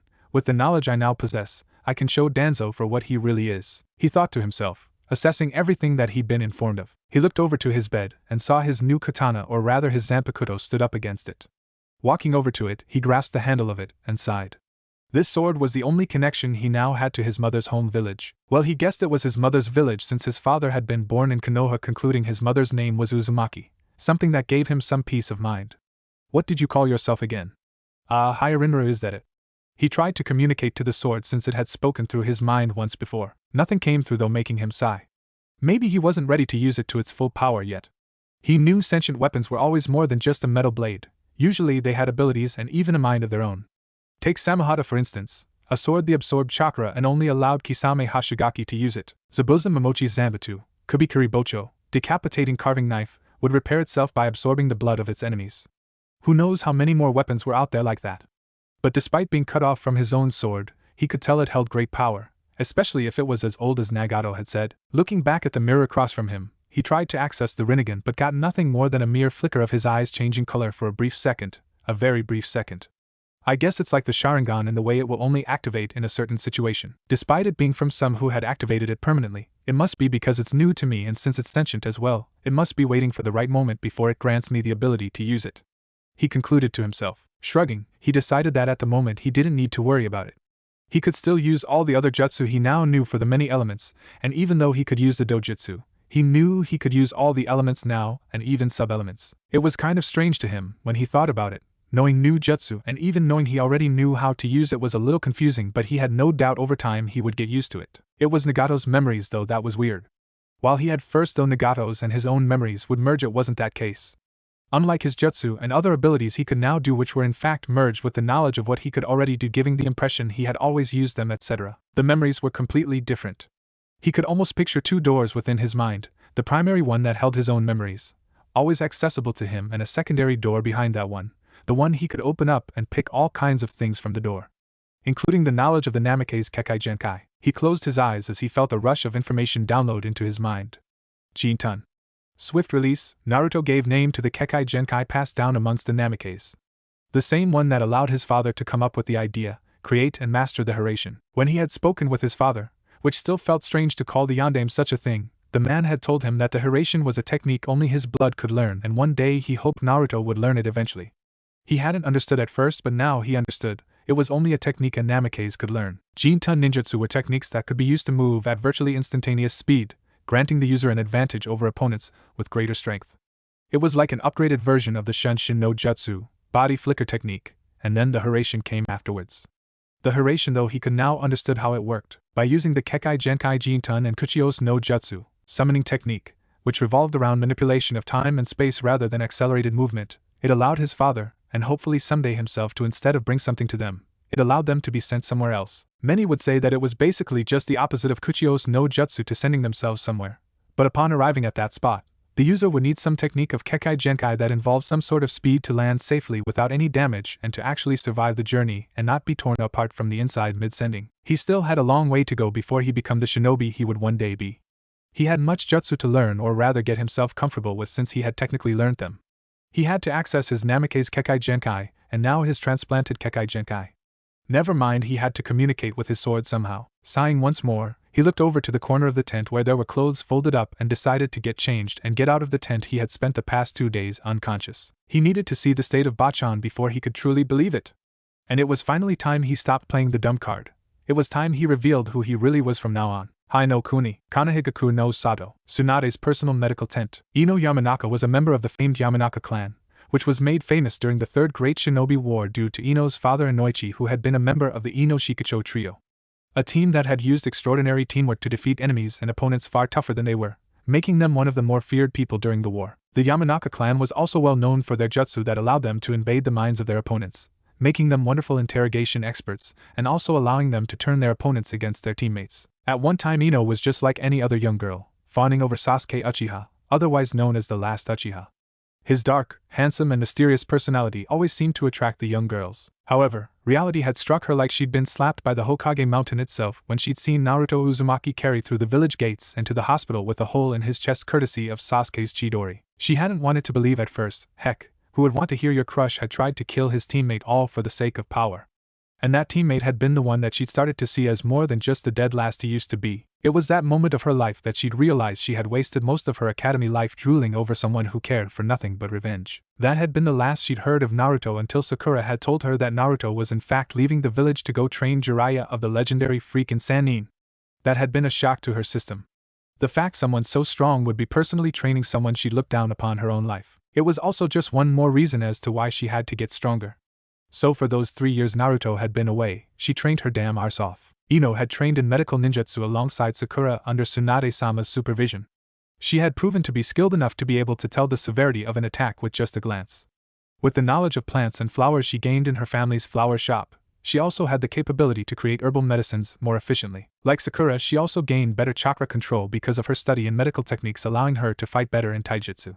At some point she had started to use a tanto, sometimes for fights or simply when it came to making herbal medicines, as the tanto was perfect for cutting up plants and flowers without causing any damage to them. After Naruto had come back, she had heard bits and pieces from Sakura, who she had re-befriended after a while, and learned he had become much stronger.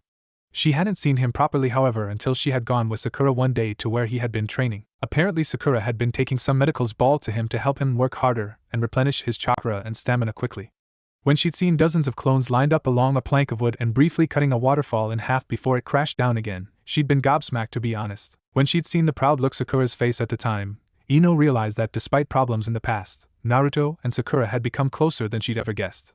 Sakura had explained how Naruto was working on mastering his Futon chakra to complete the Rasengan since it was an incomplete jutsu and had simply been floored. She'd seen the aftermath of whatever had been struck by that ball of chakra, and to be blunt, whatever was struck did not survive. The fact Naruto was making it stronger only seemed to make her realize how much stronger Naruto was becoming. She'd planned on getting training from her father on their clan techniques, but then the mission to search for the Akatsuki had come up. The same people after Naruto. If she'd known how that mission would have turned out, she would have trained until every part of her body bled from exhaustion. Losing Asuma-sensei had simply been like ripping apart her soul. The man had trained them and sort of raised them since they were just 12 years old, and in one simple mission, he was gone.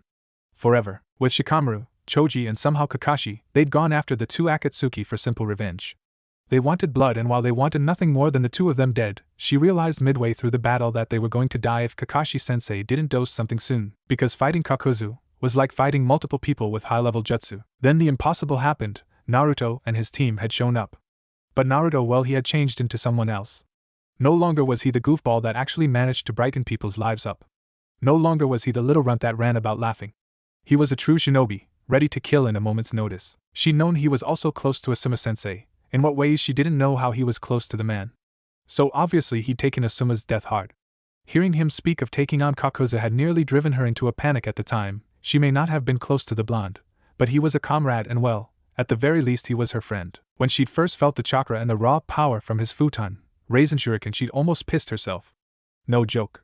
When she'd first seen him form the jutsu, she had realized she was behind people like Naruto in certain aspects. At that time the most she'd done was use Shintenshin no Jutsu on a bird and distract Kakuzu from killing Choji with kunai, that was it. It was also the first time she had ever seen such a serious side of Naruto in battle, and it had opened her eyes to the kind of man Naruto actually was. But when she'd seen the full effects of the jutsu when he practically demolished Kakuzu, she had been glad Naruto hadn't been too responsive when she'd healed, because between admiring his muscles as he was pressed against her at the time, had made her almost strip him down and ravish him, because under those baggy clothes was a body worthy of a god. Why he hid it, she didn't understand. After that mission, it seemed that Kami hated Naruto and was giving him the short end of the stick. First he had to chase after Sasuke Uchiha, who eventually killed his brother Itachi. Then as soon as Naruto arrived back, he found out that his sensei, and the man who'd raised him for 3 years, had been killed by the group after him. She could only imagine the anguish he would have been in.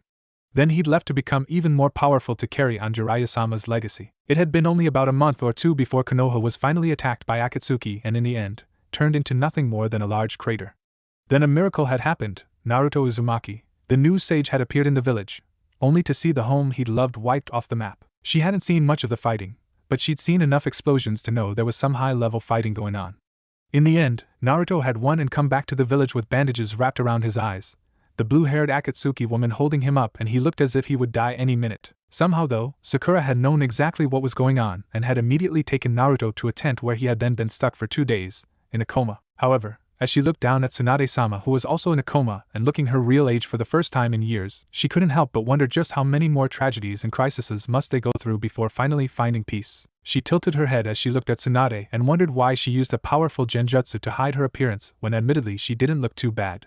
Yes, her blonde hair had some silver hairs and she had some wrinkles on her forehead and a couple on her hands. Her skin wasn't exactly as perfect as it once was, but it was nothing to be ashamed of.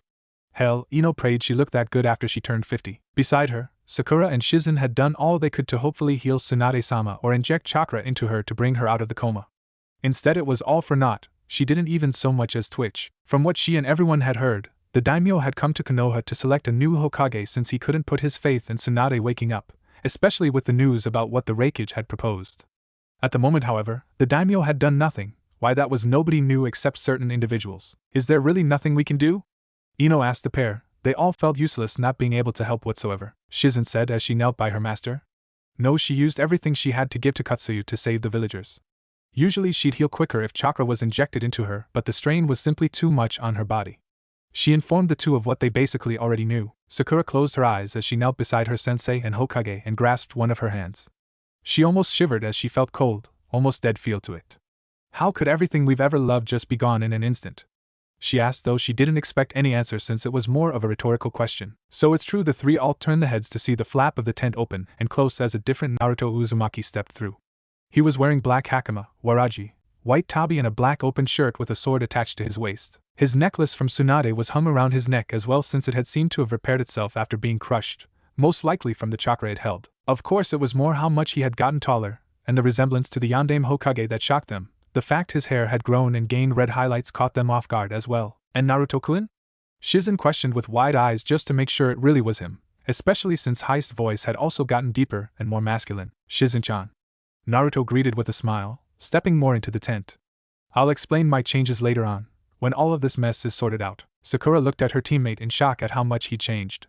Sure, Conan had explained his body would be altered, but not to this extent. She was also happy his blue eyes were back, since the simple brightness of them seemed to calm anyone down and relax them. So it all worked? She asked, confusing the other two medics in the room. And you're alright? Yeah. And I'm fine, just a few little kinks here and there. Naruto nodded before noticing Ino also in the room. Ino-chan, good to see you weren't one of the more injured, he said with a smile while she just looked at him with wide eyes. And was that drool? He shook his head, slightly used to girls acting that way from his travels. Apparently his blonde hair made him look exotic, never mind the whisker-like marks.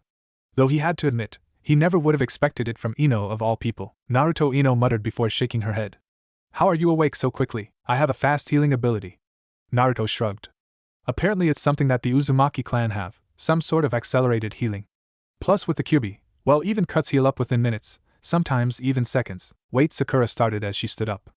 Uzumaki clan? Naruto winced. He hadn't meant to say that since it would involve explaining about Nagato being of his clan, and now he was the last. I'll explain later, like with everything else. It's still a sore subject, and really I don't even know enough about my clan to even explain it someone else yet. He explained, though he knew he could easily tap into the knowledge base he now had for any information on the clan. Sakura eyed him for a moment before sighing and giving a nod. Fine, but later we're talking about everything. She gave him a pointed look which he smiled slightly at. Sure. He then looked down at Tsunade and sighed before walking over to her. Kakashi-sensei told me everything that's been happening while I've been out of it. Is there nothing we can do? He asked the three ladies, who sighed in unison as if rehearsed. As I was telling Sakura and Ino before you came in, Tsunade-sama used all of her chakra to give to Katsuyu to save the villagers, leaving with nothing and ending up in a coma from the strain. Don't forget, she wasn't as young as she looked. This is her real age, and sometimes I think even she forgets it sometimes. Shizen explained everything to Naruto, who chuckled slightly. I call her Bachan. Do you really think I'd forget about her age? He raised an eyebrow before sighing and kneeling down to the last parent figure he had left. I call her Bachan for a couple reasons, to be honest. One of them is because, well, she's the closest thing to a mother or grandmother I've ever had, and secondly because of stuff like this. I didn't want her to overestimate herself, and, well, there's not really a better way to say this, but I didn't want her to delude herself into thinking she really was in her 20s. The three women/young women smiled sadly at hearing that. Sometimes even they forget that Naruto's an orphan, and the only familial figures he'd ever had were the Sandaime, Iruka, Kakashi, Jiraiya, and Tsunade. So you don't do it to annoy her? Ino asked with raised brows. Naruto chuckled as he looked up at them. I wouldn't say that. Although it's not fun when she actually manages to hit me with her damn paperweights. He smiled as he looked back down to the slightly wrinkled face of Tsunade. It's strange seeing her so vulnerable, he murmured before sighing and standing up. Where's Kakashi-san? Shizen asked Naruto. He's gone to inform the daimyo that I'm awake. Seeing their confused looks, he elaborated. The daimyo didn't want to start the meeting for the new Hokage until I was awake. I don't know why, but I get the feeling it's about my heritage. Shizen's eyes widened hearing that. So you know then? She asked almost hesitantly. Naruto smiled at her, letting her know that even though the older women knew, he wasn't mad.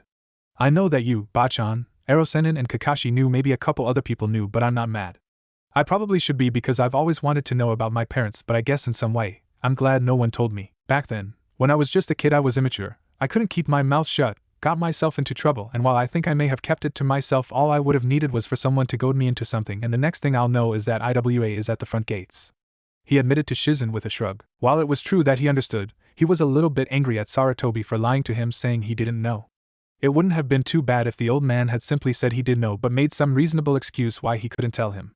Back then all he would have needed was some comment from Sasuke and he would have blurted it out. Shizen sighed in relief. She hadn't completely agreed with Tsunade-sama keeping information like that from Naruto, knowing how much the young man wanted some connection. "Do you know about your mother?" she asked. Naruto went wide-eyed hearing the question and gripped his sword. "Why, you know who my mother is?" he asked with a gulp. Meanwhile Sakura and Ino had been looking at them in partial confusion and understanding. "Sakura?" Ino asked, getting the pink-haired girl's attention. "Is Naruto's father the Yondaime?" she asked, glancing from Naruto to the Hokage mountain through the window in the tent. "Huh?" Sakura asked, with wide eyes as she too began to look between the two. "I had no idea," she muttered before shaking her head and looking back at two with Ino doing the same. "You know who my mother is?" Naruto asked with a vulnerable look. Shizen smiled gently. "I didn't know her. Personally, I just know her name. I was just a kid back then, well, too young to be bothering myself with the older people at the time anyway." She saw Naruto give her a nod before continuing. "All I'll be able to give you is her name. If you want to know more about her or rather find about who she is, Kakashi-san would be the best person to speak to," she advised. Naruto gave a nod in understanding. He wanted to know her name at least, but then he'd have to wait to find stuff out about her, and even he couldn't that patient. So maybe it was best to find out everything at once. Now that he knew his father hadn't left him to the wolves and abandoned him because he thought he was a freak or a demon, it also meant that his mother was mostly likely dead from the way people spoke. Some way it was a relief to know she hadn't abandoned him either, though her being dead didn't exactly make the situation any better. But he'd waited 16 years. A couple more hours wouldn't hurt, to be honest. "I'll speak to Kaka-sensei about her." He gave a nod to the older woman in thanks before turning to Sakura. "Sakura-chan, do you know where Sai is?" Sakura looked taken aback by the question but nodded nonetheless. "I think he was with that Konan earlier. I don't think he exactly trusts her even though she did help you. I don't blame him though," Sakura explained, still a bit weary of the former Akatsuki women. Never mind the mild envy at how beautiful Konan looked despite her being in her 30s. She had also been a little uncomfortable at how protective Konan had been when Naruto had been in the coma, always staying outside of his tent and using her strange paper jutsu to surround the tent in case there were any threats wanting to attack Naruto. Sakura couldn't blame her though for that, since even she didn't know if someone would take advantage of Naruto being weak and attack him. Especially someone like Danzo. Naruto gave a nod in understanding. He couldn't blame her or anyone else for being weary of the blue-haired woman considering what had happened in the past few days. "Thanks, and let me know when Bachan wakes up.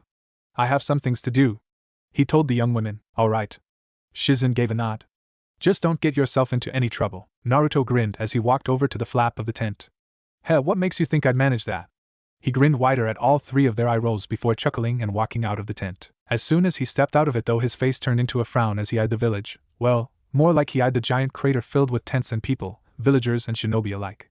"I guess I should go find Konan and Sai then," he muttered before closing his eyes and gathering natural energy from the area around it, and bending it with his own chakra, creating Senjutsu chakra around his body.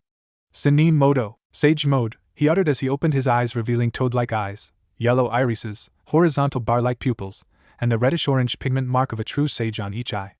Focusing on Sai's and Konan's chakra signature by using this mode's sensor abilities, he quickly found them near the tent he had been staying in. He had expected Konan there since she had been when he left tent, though he told her to stay watch over it since he didn't want people to know he was awake yet to not cause a fuss. Sighing, he deactivated his sage mode and placed his foot in front of him before vanishing in his Junpa. Naruto's medical tent. Outside. As Naruto arrived outside of his tent without making a sound, he came upon a strange scene of Konan and Sai simply staring each other in the eye with emotionless faces. The very faces they'd kept on for so long in their lives that it was almost instinctual for them. Shaking his head, he walked over to them. "What's going on?" Both Shinobi and Kunoichi looked over at him. Konan sighed while Sai looked surprised. "Naruto-kun, you're awake?" Sai asked with slightly wider eyes and a head tilted in question. "Sai." Naruto nodded in greeting. "Yeah, about 20 minutes or so ago, actually. I've been looking for you." He turned to look at Konan. "Have there been any problems?" he asked. Konan, though, shook her head. "No, other than this person trying to see you, but I told him that no one was allowed to see you just yet," she informed him. She began to smile at him. "Has everything been fine after the change?" she asked with concern. After all, he was carrying Yahiko's and Nagato's legacy now, though she was worried about the blonde regardless. Maybe it was the fact that he reminded her of Yahiko by his personality and looks, or maybe it was just the fact that he was the embodiment of Yahiko's and Nagato's will and that she would do anything to see their will realized, meaning she would protect Naruto till her death. Naruto smiled back at his new comrade. "Yeah, I still need to sort some of the stuff I got up here though." He tapped his head with his finger.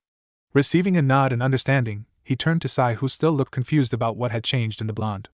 Sai, I need to ask some stuff about Danzo. He was easily able to notice Conan stiffen at the name, and he was sure Sai noticed also, though his emotionless look covered it. I can't talk about him, Sai answered simply. Naruto raised an eyebrow at that, able to tell he wasn't denying him but rather stating a matter. Why not? He asked while Conan turned to face the incredibly pale young man. A seal, Sai answered, sticking his tongue out to show a black tattoo covering the center. Danzo placed it on me when I was first recruited. If I try to talk about him, then it will activate and paralyze my body, preventing me from moving or even talking. I see. Naruto frowned. Can you answer this though? Would Danzo do anything right now to achieve being Hokage? Even having Tsunade assassinated? Naruto asked with such seriousness that Sai could have sworn he saw the yondaime behind him. At the moment though, Naruto acted, looked and even spoke like a Hokage. Sai looked away for a moment. All he had to do was nod or shake his head and he would have finally betrayed Danzo and joined Naruto's side for good. Sighing, he looked back at Naruto, who'd kept his face neutral the entire time, something that even surprised him. Looking his teammate in the eyes, he gave a curt nod, knowing it wouldn't activate the seal. Shit, Naruto muttered, rubbing his temples. Conan, there's going to be a meeting with the daimyo, the council and Danzo, he said, looking at the women in question. He grinned, revealing a set of fangs. How would you finally like to show everyone the man Danzo really is? For the first time in many years, Conan let a wide grin spread across her face while Sai simply raised an eyebrow. Naruto! Naruto turned to his left to see Kakashi drop down before him. The daimyo is about to start the meeting. He wants you there as soon as possible. It seems the elders are getting restless. Also, Fukasaku-sama is waiting as well. He has information he needs to share with you. Understood. The sage gave a nod, having a good idea on what the old toad wanted. Come on, Conan. Oh, and Sai, he turned back to his teammate and gave a nod. Thank you for being a true member of this team. He grinned as Sai's eyes went wide. A second later, and Naruto, Conan and Kakashi had vanished, leaving Sai alone. He's changed, the black-haired root shinobi muttered before shrugging and walking away. Daimyo's makeshift headquarters, council chamber. We plan to continuing working with other countries against the threat posed by Akatsuki. Hamura stated clearly to the council and the fire daimyo. After what has happened to Konoha no Kuni, will put every effort into helping rebuild the village from this latest attack. We'll first have to come up with a budget, and considering the strain on the other countries, I suppose we should be thankful that the people of this village are still standing. One of the councilors said with a nod. There is something else we should consider first. Who will be the next Hokage? Danzo asked the question that everyone knew was coming. So it's come to this, huh? Shikaku thought with a slight grimace. All of the people in the room remained silent, except the fire daimyo. Couldn't we just wait for Tsunade to awaken? I am sure the matter will fix itself eventually. Kohara voiced her opinion. My lord, Tsunade is still in a coma. We can't decide on a plan for the village of when she will wake up. Besides, the destruction of Konoha was partially her fault. The fire daimyo sighed as he leaned back into his seat, fanning himself. I'd choose Jiraiya. I liked him, but he's gone now. Seeing Danzo was about to speak, Shikaku intervened, clearly seeing the schemes of the old warhawk. I nominate Kakashi Hatake. The fire daimyo seemed impressed. Oh ho, the son of the Shiroikiba, White Fang, eh? Why not? What do all of you think?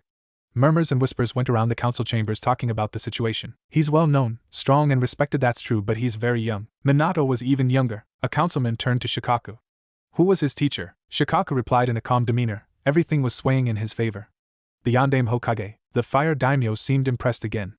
Ah, Kakashi, who was taught by the fourth Hokage, taught by Jiraiya, who was taught by the Sandaime. It is a fine selection. The old noble added with a smile. The third Hokage's teachings have as good as destroyed the village.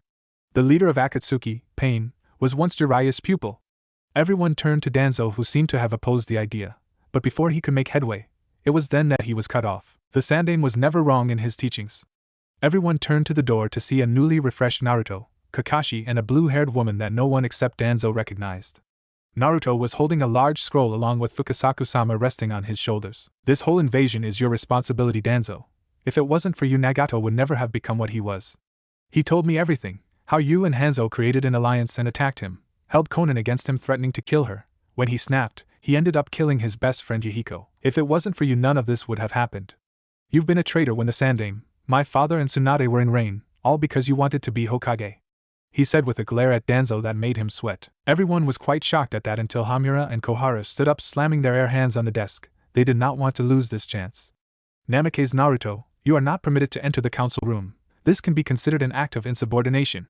The elder woman exclaimed. Actually, the fire daimyo spoke with a pleasant smile. I asked for him to come here. That was why this meeting took so long to take place. Seeing the elder's looks, the fire daimyo simply smiled. He is the young man that thwarted an attack by Akatsuki, and also, there is much more to the young man than you people seem to not take notice of. Naruto smiled at the daimyo and received a nod and gesture to continue. Naruto looked at the trio of elders for a moment before smirking. I take it no one here knows what the three of you ordered years ago? He asked rhetorically, making them sweat a little. The three elders felt some unease at the threat, wondering what the spiky-haired blonde knew. Hamura decided to put up a brave front, believing that Naruto was just trying to make them nervous. And what is it exactly that you think we have done? Naruto simply smirked. Itachi Uchiha told me everything. That got the attention of everyone. What do you mean? Isn't Itachi Uchiha a missing nin? The daimyo asked, looking between the elders and the Uzumaki. Yes, but on one of my latest missions, I had a little run-in with him, Naruto admitted, remembering the meeting clear as day. Flashback. Naruto was currently jumping from tree to tree on his own when he heard a noise behind him. Jumping down the tree, he skidded up to one to peer around, only to come in eye contact with a pair of Sharingan eyes. Finally, either Sasuke or Itachi, he thought as the figure walked out, revealing itself to be Itachi. Come out, Naruto Uzumaki, Itachi ordered. You know that whole doom and gloom thing suits you well, Naruto said as he appeared in front of him, leaning against a tree as if he wasn't in front of an S-rank missing nin. Itachi chuckled at Naruto's behavior. I take it Jiraiya-sama has spoken to you. Naruto sighed and nodded his head. Before him and the other two teams had been sent out to search for Sasuke, Jiraiya had spoken to him privately about meeting Itachi and explained the Uchiha clan massacre. I gotta say, he started only to close his eyes. My respect for you certainly went up when I heard. At that, Itachi's eyes widened in surprise. Why do you say that? Itachi inquired, truly interested in his reasons. Naruto opened his eyes and looked at Itachi while stepping away from the tree. Killing off your entire family and clan is a mission by the village that takes guts. I honestly don't think I could ever do that. Hell, I'd rather go rogue than have that on my conscience. Itachi got a small smile on his face hearing that. I understand, but from where I can see it, the village is better off. It would be better if those old crones on the council weren't in it. They're as corrupt as Akatsuki these days. Itachi let a bitter chuckle escape his mouth at that. On to other matters, what would you do should Sasuke attack Konoha? Naruto sighed at that. Honestly? Receiving a nod, he carried on. I know he's your brother, but I'll have to kill him. I once thought of him as a brother, but the day he left and tried to kill me was the day we lost our ties. I don't want to kill him, but should he threaten anyone dear to me, I won't hold back. Itachi, kind of expecting that answer, smiled genuinely at the sincerity. And while he didn't want his little brother killed, he didn't want Konoha destroyed either. I see. What did you want to see me about, Akatsuki? Was the answer that caused Naruto's eyes to widen. I have information to pass on to you. Holding up a book that seemed to be big, he threw it to Naruto, who flipped through it and sealed it into a scroll. Is that everything? Naruto asked, only to receive a shake of the head. I have a gift to give you. Itachi then shot forward with his arm outstretched. Before Naruto could do anything, Itachi had grabbed Naruto by the head, where black crows then flew straight into Naruto's mouth, almost making him throw up, forcing to his knees, panting. What the hell was that? Itachi chuckled and said.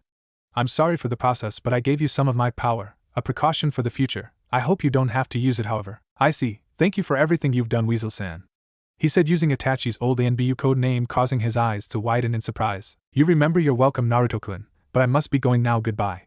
With that, Itachi just vanished into thin air, though Naruto heard the hidden meaning when he said goodbye. He was going to die. Flashback end. These three ordered Itachi Uchiha to kill the entire Uchiha clan.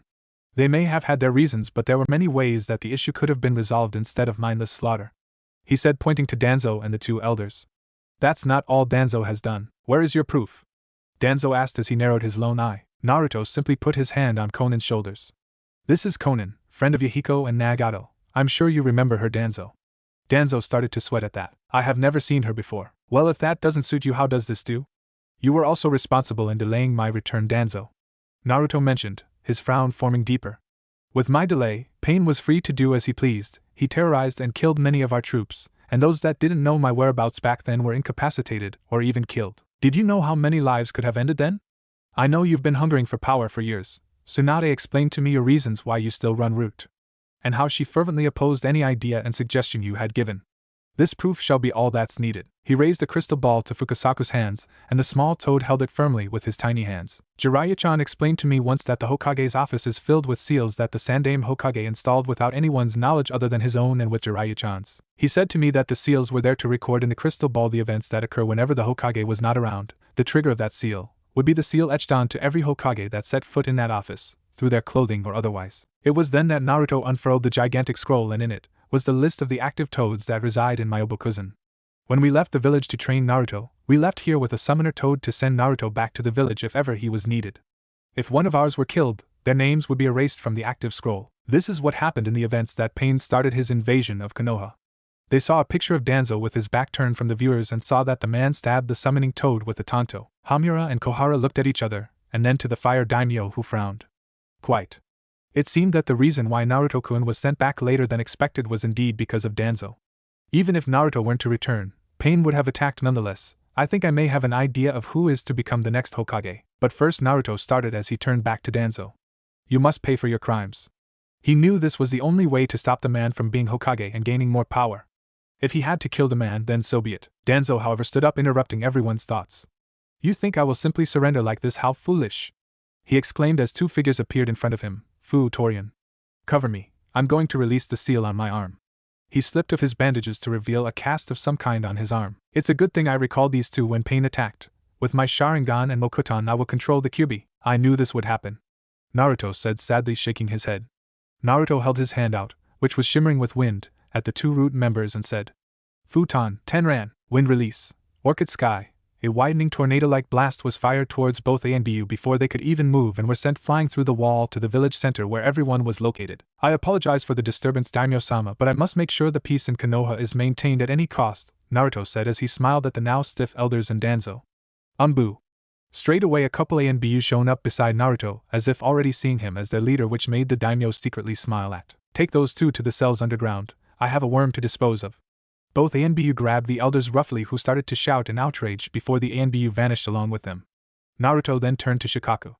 Shikaku-san, make sure the villagers and shinobi are away from this battle, and make sure Daimyo-sama is safe. Shikaku gave a nod before some loyal shinobi appeared and escorted everyone away. Naruto looked at Kakashi. Inform my friends about everything and to stay out of it unless I'm in danger, he ordered, since he didn't know if the changes to him and added knowledge would now affect him, though he supposed if it did affect him, it would be in a good way. Kakashi gave a nod and vanished. Konan-san, he said, getting her attention.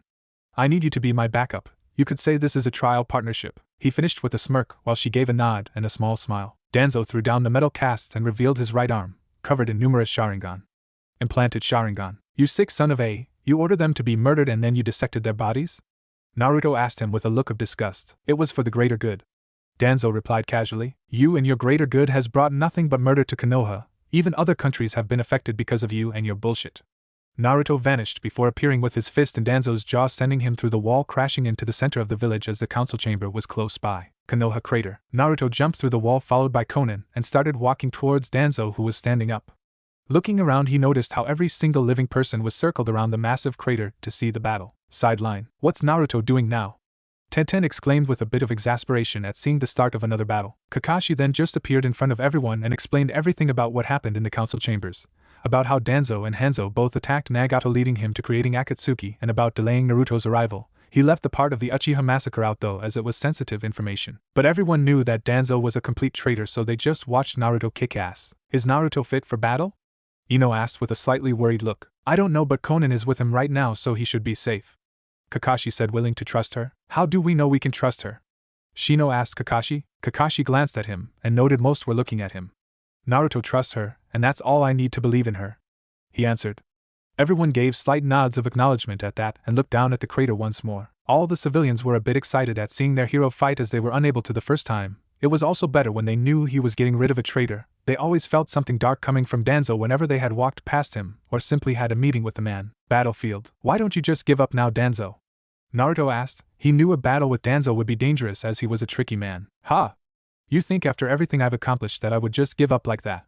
You're just like that fool of a father of yours and the Sandame. Danzo sneered in disgust. Naruto chuckled at that, confusing Danzo.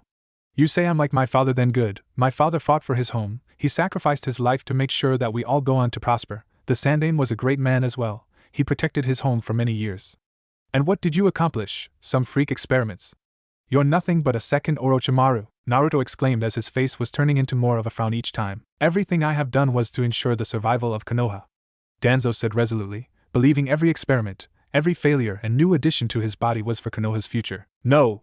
Everything you have done is the cause of Akatsuki, this invasion. Everything is your fault, and you say it was for the survival of Konoha? Everything you did was for your own sake, for power, for the title of Hokage.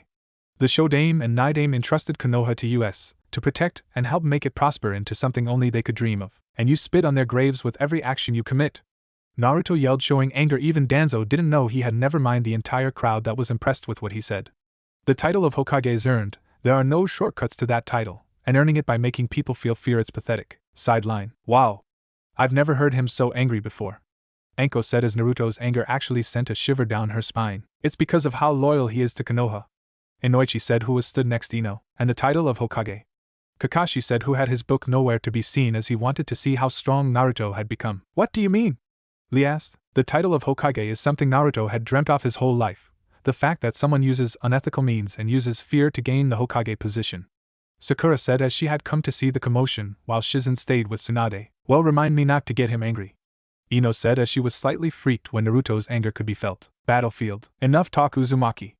Danzo shouted before going through hand seals with such speed that Naruto doubted he would have made them out if not for the training he had been through. Futon, Shinkajoku. Wind release, vacuum sphere. 5 balls of wind shot out of Danzo's mouth at Naruto at high velocity. Naruto shifted his feet as the balls of wind came at him and quickly utilized his Shuinpa to flash step between each orb of wind, leaving them to crash into the ground, ripping it up and leaving craters. Naruto, however, landed past all of the craters on 1 foot before suddenly vanishing again, and before Danzo could react, the blonde was in front of him, punching forward.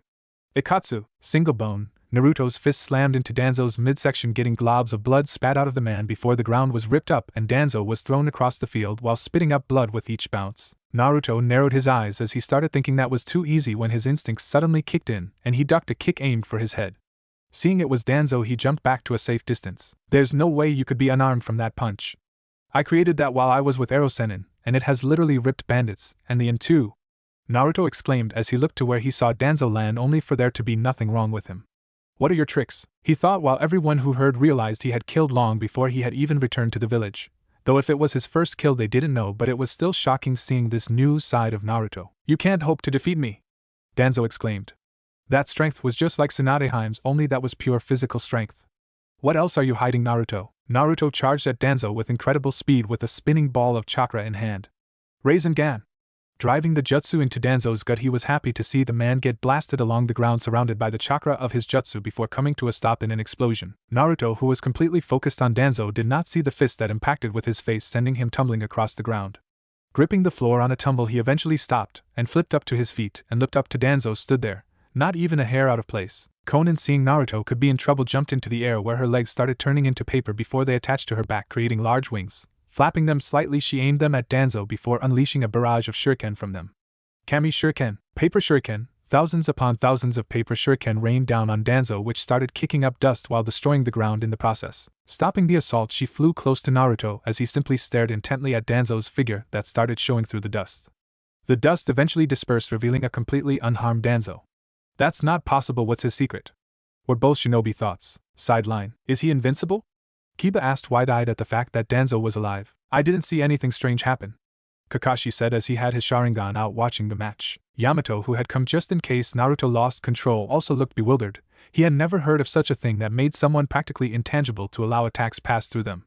Danzo had more up his sleeves than any of us realized. I can't sense any genjutsu coming off of him either, Kurenai said with a frown. She only hoped Naruto could figure it out before he got into any more trouble. She may not have been close to the young man, but Asuma had spoken highly of him. That was all she needed to know. He was a good person despite his past reputation. A gurgle caught her attention, and she looked down to the 3-month-old child in her arms. Her and Asuma's son. Kurenai had been 3 months pregnant before Naruto had arrived back in the village. By the time he'd left to train in Senjutsu, she just had the baby, and when he'd returned he'd been 3 months old. She smiled as she combed his black hair back, glad he hadn't been hurt in the invasion. All we can do, I hope that Naruto can figure it out, Guy said with rare seriousness. Battlefield. Naruto activated his Sannin Moto, which had been able to be replenished. However, he had no clones to store it up once it ran out. Jumping as high as the Hokage mountain, he put his hands in a familiar hand seal. Kage Bunshin no Jutsu. Shadow clone technique. A single clone popped up beside him. He then held out his hand and charged a regular Rinnegan in his hand before his clone moved his hands above the ball and started pumping Futon chakra into it. Danzo looked up as he saw the Rinnegan start to change to more of a bright blue with white in the center. Forming around it was what resembled an Fumashuriken, only this one was extremely large, and then came the bell-like screech that echoed over the entire village. Suddenly all of the wind started to pick up around Naruto, creating a mini tornado that cut through the air like blades of wind. Is that the next stage of the Rinnegan? Danzo asked in wonder. Naruto looked down at Danzo with an amused expression. It's one of them, he said, making Danzo's eyebrows raise. One of them? What does that mean? Sideline. There is no way Danzo could avoid that, Ino said as she eyed the amazing jutsu. The very same one she saw completely cut Kakuzu up like he was nothing. We can only hope he doesn't. If he survives that without a scratch, it may be incredibly hard to actually hit him, Shikamaru said as he observed the jutsu, and knew such a jutsu that causes widespread destruction should hurt Danzo, as they had all seen the damage it could do. Battlefield. It was at that moment Naruto's clone grabbed the real one and spun him around before launching him at Danzo. As Naruto soared at Danzo, he shouted out, "Futon, Raisin Shuriken!" Wind release, spiraling shuriken. With a thrust of his arm, the spinning ball of chakra left Naruto's hand, sending it soaring at Danzo, who stood there unmoving whatsoever. He threw it. I have no choice but to use his Izanagi again, Danzo thought as the jutsu eventually hit Danzo head on, creating a bombardment of light as the ball exploded, creating a massive dome of wind and chakra that covered a good portion of land. The dome, just like the jutsu itself, started spinning around, tearing the ground apart before it started to shrink in on itself before blowing up, sending rock, smoke, wind and even chakra everywhere. When the rocks and dust cleared, there stood a perfect Danzo in the center of a crater, not harmed in the least. "It's no use, Uzumaki. Even with all of your abilities and Kyuubi, you cannot hope to defeat me here. Surrender, and I will not punish you." Naruto stood there in shock at the fact that he survived such a jutsu with no problem at all. It was then that by using his Sage mode he noticed how every time he landed a hit there would be a distortion in the air. Looking at Danzo closely, he noticed the Sharingan eye on his arm shut. Looking even closer, he saw there were 4 shut. "I see it every time I land an attack on you, one of those eyes shut, indicating you're using some sort of genjutsu to escape. Up to now I've killed you 4 times, only 7 more to go, be prepared." "Well done, it seems you're not as stupid as I thought. Izanagi is capable of turning injuries and even death inflicted upon me into mere illusions. Whenever I receive a fatal injury, I can make my body fade away as a genjutsu. I can then allow my body to return back to reality, unscathed and physically real. It was deemed a forbidden jutsu because when someone uses it they go automatically blind, hence my arm," he said mockingly. Internally, however, he was a bit worried. If he could figure that out, then I have to be careful, he could kill me. Sideline. To think the Uchiha had such a jutsu, Kakashi said in awe of the ability. "Yes, but the repercussions of using it are dangerous," Neji said. He was glad he had the Byakugan, as with that they never had any problems like he Uchiha. So now Naruto-kun knows the theory of it. It shouldn't be that hard. Given his destructive jutsu and enormous chakra reserves, he could last a while. Hinata said, hoping that Naruto would defeat this man. "We can only hope it will be easy. We still don't know everything about him," Shino said, using his intelligence with the fact that Danzo was a crafty man. Battlefield. Naruto then realized he only had to kill him 7 more times before he could finish him off for good. All he had to do was conserve his chakra. "Konan, I need some wind," he told his new comrade. He received a nod as she landed back down next to Naruto. "It's time I used some of the new jutsu I now know." Both Naruto and Konan started going through hand seals. Katan Dai Enden. Fire release. Big flame bullet. Out of Naruto's mouth came an extreme amount of fire that spread out across the land. Those in the crowd could feel the intensity, and Danzo had to squint his eye so to not get the heat to affect his eye. Futon Atsugai. Wind release. Pressure damage. Konan spat out a large tornado that started to expand rapidly before it merged with Naruto's jutsu, causing the flame to become so intense that it enveloped the entire area around where the two were fighting. The fire spread completely over Danzo. However, instead of staying in the same place as always, he used his Izanagi and appeared behind Naruto, which the young man had noticed and was about to attack but was too slow as Danzo already had his jutsu as the ready. Futon Shinku Taijioku. Wind release. Vacuum great sphere. The ball of wind slammed into Naruto's gut, sending him flying along the crater while hitting the ground every so often. He eventually came to a stop and stood up slowly. Looking at his top, he noticed it was torn to shreds, so without further ado he ripped it off, revealing his new toned body. Though even before the change he was toned. Naruto then looked at Danzo's arm and saw 5 eyes now shut. "Only 6 to go. You sure you can last that long, old man?" Naruto taunted. It was at that moment Naruto's Sage mode deactivated, as he had used all of his natural chakra. Now he was stuck with his normal chakra. Any time now would be perfect for the Rinnegan to activate, he thought with a hopeful plea. "You should be more worried about yourself, Kyuubi, or more about your new friend here." Danzo spoke with a gleam as he pulled out his blade that was hidden in his cane and went for a stab at Konan as he appeared behind her. It never pierced, however, as another blade blocked it. Looking at it, he saw how the sword was a work of beauty. It looked like a normal katana with the exception of the guard, which was in the shape of a 4-pointed bronze-colored star. Its hilt was light blue. Looking up the sword, he saw Naruto holding it with a frown. "Sorry, not gonna happen," Naruto said as he swung his new Zanpakuto, parrying the attack, which caused Danzo to stumble at the sudden power. The old shinobi then saw a glint of metal coming down at him, which he quickly rolled out of the way of, barely missing it. Naruto turned to Konan. "Are you okay?" he asked with a worried look. Konan gave him a smile for caring, even though it was her mistake. "Yes, sorry, I slipped up." Naruto just grinned at her. "Don't worry about it. He turned back to Danzo while placing his sword back in its sheath safely. You're gonna pay for that, using cheap tricks and attacking someone else when you're meant to be fighting me. Danzo snorted at the accusation. We're shinobi. We do what we have to win. If it meant attacking her to get to you, then so be it. If I had to, I'd attack any of your friends if it forced you to finally show me your true power. Seeing Naruto's eyes flash a light violet for a second, he smirked, though he wondered why it wasn't red. What will it be, Naruto Uzumaki? Will you allow your friends to be hurt simply because you wouldn't reveal what you could really do? Or will you continue to play this child's game? Something within Naruto seemed to snap at the very idea of Danzo hurting another one of his friends. As if a switch had been turned on inside of his head, information suddenly assaulted him. And finally, the lock that had been holding his new abilities away had finally been unlocked from his powerful emotions. Closing his eyes as wisps of chakra leaked out of him, he accessed all of the information in barely a second. Everything he needed to finally use Nagato's gift. Rinnegan. His eyes snapped open as a burst of silver chakra exploded out of him. Every single pair of eyes went wide in shock, awe, bewilderment, amazement, and so many more emotions ranging from person to person. Even Danzo couldn't but step back in shock at Naruto's new eyes. He had been expecting the Kyuubi's powers when he taunted him. Hell, he had hoped. But now he didn't know if his Sharingan would be enough to go up against the eyes of Rikudo Sennin. His bright blue eyes had been replaced by a ripple-like pattern around the pupil, with a light purple iris and sclera that seemed to glow. Looking down at his hands, he was slightly surprised to find silver chakra swirling around his fingers. Silver chakra? I didn't know such a thing was possible. It was blue a moment ago. Is this an effect of the Rinnegan? This is my first time using it obviously, but I don't remember Nagato having silver chakra. He shook his head. I can't think about that right now, maybe later, but at the moment I need to kill Danzo. Impossible. Danzo muttered as Naruto looked him in the eye with those rippled eyes that seemed to glow an ethereal purple. You shouldn't have those eyes. Danzo shouted, losing his composure. You're correct. Naruto admitted. I shouldn't have these eyes, but I do. You can say they're a gift from a friend. He smirked as he stopped exuding chakra and pulled it all back in. Bending down slightly, he pushed up, jumping high while doing a couple flips before he came back to the ground and slammed his fist down upon it. Nothing happened for a second before the ground exploded, sending rocks and stone into the air. Seeing that the rocks were in front of him, he held out his hand to use his new knowledge and eyes. Shinra Tensei. Almighty push. Every rock and stone flew at Danzo at such speed he was forced to use his Izanagi again, which kind of annoyed him as this match was getting to close. Sideline. How does Naruto have those eyes? Ino asked with wide eyes as she looked at Naruto's rippled ones. Kakashi glanced at her and sighed. He agreed to have them transplanted into his own eyes. Seeing the alarmed and horror-stricken faces, he held up a hand to stop them from saying anything. His unique healing managed to reform, I guess you could say, his regular blue eyes. However, within those eyes is the Rinnegan merged with his chakra network, body, and even mind. He's still all Naruto, don't worry, only now he's stronger than he has ever been. He looked back at the blonde. Then again, I don't know just how strong you were in the first place, well, not personally. Sakura smiled as she saw Naruto's new eyes. You've really gone far, Naruto. She sighed slightly, knowing she too would have to become stronger if she wanted to keep up with him. An interesting strategy. Shikamaru said with an approving nod while ignoring the reason for Naruto's new eyes for the moment. How so?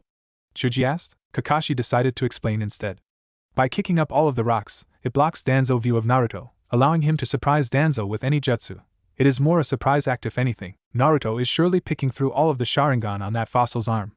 Kiba grinned as Akamaru barked in agreement. Battlefield, and that's 6, just 5 left. Naruto said mockingly as he saw Danzo scowl. Don't be so arrogant, boy. I still have a few tricks up my sleeve. He said with a smirk as Naruto cocked an eyebrow. You do know you won't make it out of this village alive? Naruto asked rhetorically. I am the only one who can save this village. I will do whatever I have to do to acquire peace. Even if I die, there will be others like me. I am not doing this for me, and I'm doing this to help save the entire world. Danzo exclaimed. No! The way you treat human life, someone like you could never obtain peace the right way. You would only inspire fear in people's hearts to do your lowly bidding. You may call the Sandame's ideals along with every other past Hokage's ideals foolish, but it was those same ideals that have made this nation so strong. It is what has made this village what it is. It is what has made us able to prosper and to be able to rise from the ashes time and time again. I don't care if I die, I've been ready for it ever since I learned of Kyuubi. If I have to die to stop you, then so be it. I'll gladly welcome it, knowing I am doing the world some good. Naruto exclaimed, which made everyone's respect for him go up at hearing his declaration, especially all of the civilians who ever thought of him as a demon. They couldn't believe their foolishness in believing such a thing. Sideline. He sounded just like a Hokage. Kurenai mused, shifting her son in her arms. Well, it is his goal in life. Kakashi said. Who knows, maybe he will achieve that goal. Yamato said, who had appeared a couple minutes ago as he had been helping with securing the daimyo from hostile forces. With the daimyo, Shikaku and the ANBU had moved the daimyo to a secure location near the Hokage mountain, but in clear view of watching the battle, and they couldn't help but admire Naruto's strength throughout the whole battle. His speech had made them all gain a lot of respect for him, as he seemed like the best choice for Hokage if he ever had the opportunity. The daimyo himself was very impressed with the young man. Never before had he met someone with such a strong will, or in this case a will of fire. I think I know the best candidate for Hokage, he mused, while Shikaku, who heard it, smiled. Happy Naruto may get his chance. Battlefield. Danzo himself felt a bit of respect for the man, but he had to do this his own way. In his mind, only his ideals will truly work. I see, then I expect a good battle from you. Danzo then went through some hand seals that Naruto knew thanks to Nagato. But Danzo couldn't do it, could he? Mokutan, Daijirin no Jutsu, would release, great forest technique. Thrusting his arm forward, a massive tree shot from it which continued to grow rapidly, heading straight for Naruto, who was too shocked at the moment to speak, so it surprised him when he was hit in the chest and sent sliding back. The wood was about to wrap around Naruto until paper flew at the tree and tore it apart, leaving nothing but the part that was attached to Danzo. Konan landed next to Naruto and helped him stand up properly.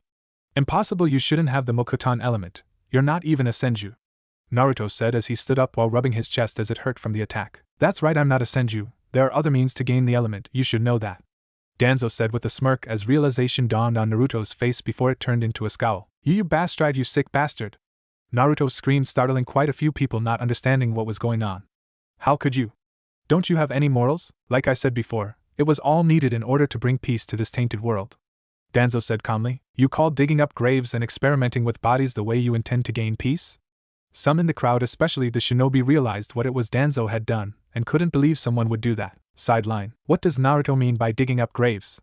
Ino asked. He means that Danzo had defiled the Shodame's grave and stolen his genes to acquire the Mokutan element, Yamato explained. No one could believe that someone would do such a thing. Yamato, however, was aware people would stoop to that level. Orochimaru was a prime example since he was an experiment. But I didn't think you could extract someone's bloodline and implant it into someone else? Chuji asked as he was a bit confused. It's possible, Yamato said as he thought to what had been done to him. Orochimaru experimented on me when I was a child with the Shodame's bloodline. I was 1 out of 50 children, the only one to survive and accept the bloodline as part of me. Transferring of a bloodline is one of the most dangerous experiment people can do. Everyone was again shocked that such a thing had happened to him when he was just a child. Enko, though, didn't seem surprised when he mentioned Orochimaru, as that was something he would do. Battlefield. You wouldn't understand, you haven't seen the evils of this world. Desperate times call for desperate measures. Naruto growled in the back of his throat at the audacity of this man and thinking he could do anything and get away with it. I'm seriously getting pissed off with you. Enough talk. The more I hear, the more I feel disgusted with you.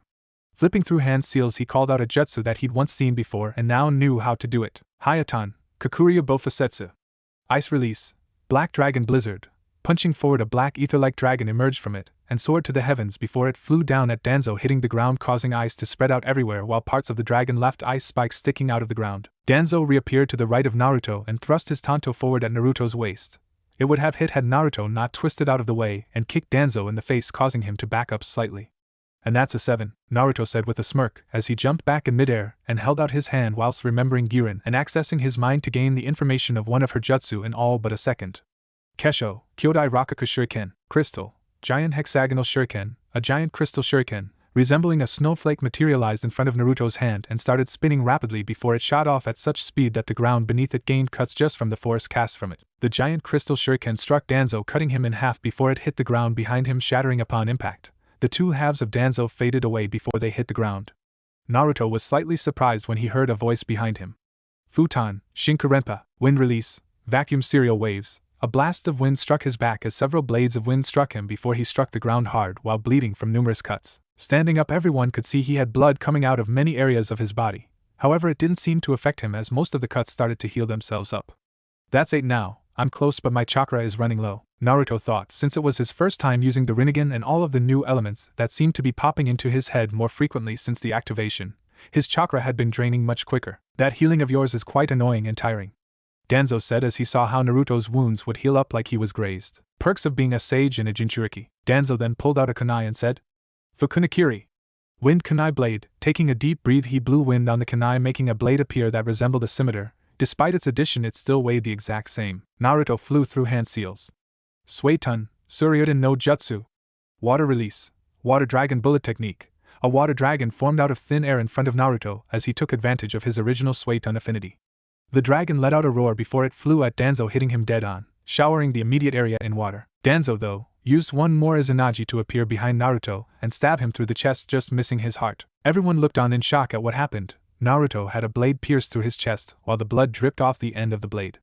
Konan looked murderous at Danzo for managing to fatally injure the legacy of Yahiko, Nagato, and Jiraiya-sensei, while everyone had wide eyes. Naruto himself was simply too shocked to do anything except look down at the blade as it jutted through his chest, blood dripping on the end.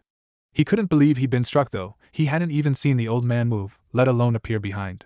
Danzo pulled the blade out, releasing a torrent of blood as it poured out of the blonde's chest. Snorting to himself, he kicked Naruto in the back, sending him across the ground until the blonde came to the point when he just stopped unmoving.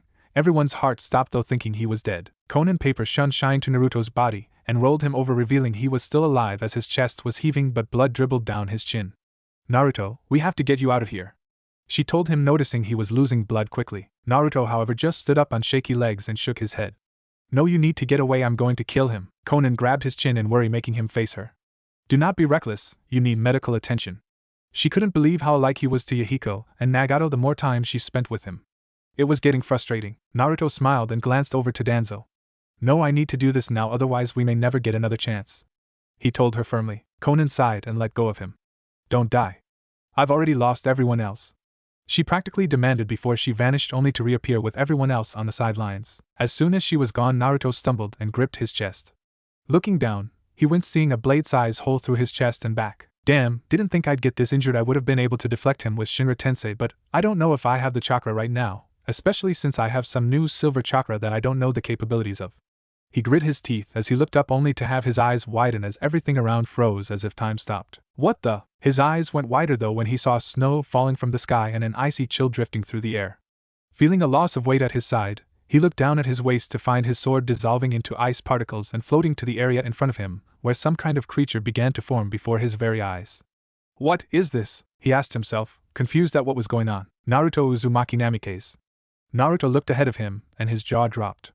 Before his eyes, gigantic, icy blue, serpentine dragon with large wings floated and looked down at him with bluish-white eyes. "You are the first person in many generations to have ever impressed me. More importantly, you're the only person in many generations that could use me to their fullest." Naruto still stared in shock at the dragon before finally responding. "Why, you're Rinnegan?" he asked. Since his sword has just turned into a dragon, it was the only possible excuse. "Yes," the dragon answered. "I show myself now because I can heal you, and I don't wish to have the first person able to wield me in many years to die. I would have usually allowed you to use my powers, however at the moment my powers may cause your body too much harm." The dragon blew out a cool air from its large mouth onto Naruto before speaking again. "Healing is all I can do right now.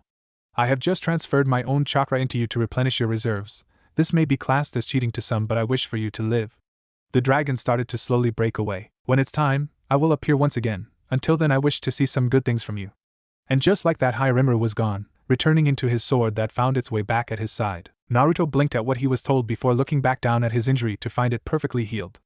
Closing his eyes, he was surprised to actually find his chakra reserves filled up, making him feel more alive than he had in a while, especially from the feel of the Rinnegan's silver chakra. Opening his eyes, he was once more surprised to find Danzo and everyone else stood unfrozen and staring at him in shock and awe. "How?"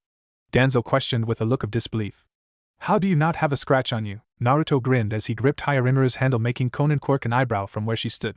"You could say I had inside help," he answered cryptically. "QB," Danzo muttered, believing the beast healed him instantly. He never paid attention to the snow that was still on the ground and simply believed it was from Naruto's earlier jutsu. "Your time is up, Danzo. You have 2 Izanagi left. What can you possibly achieve?" Naruto asked as he moved himself into a stance. Danzo, though, just laughed. "Ha ha ha, this is perfect. Didn't you ever think of what would happen when you used QB's chakra when I have the Sharingan and Mokuton that can control the QB?" he shouted, since he still believed Naruto sued the QB's chakra to heal himself. Naruto quirked an eyebrow at the delusional man. "Even if I did use QB's chakra, do you honestly believe that you can control me? A person with the Rinnegan? The very dojutsu that the Sharingan was born from?" Naruto asked, accessing the little knowledge that Nagato had known about the dojutsu he now owned. "Enough, I will finally control you," Danzo said as he went, though he hand seals that will allow him to use the jutsu will finally have Naruto under his thumb.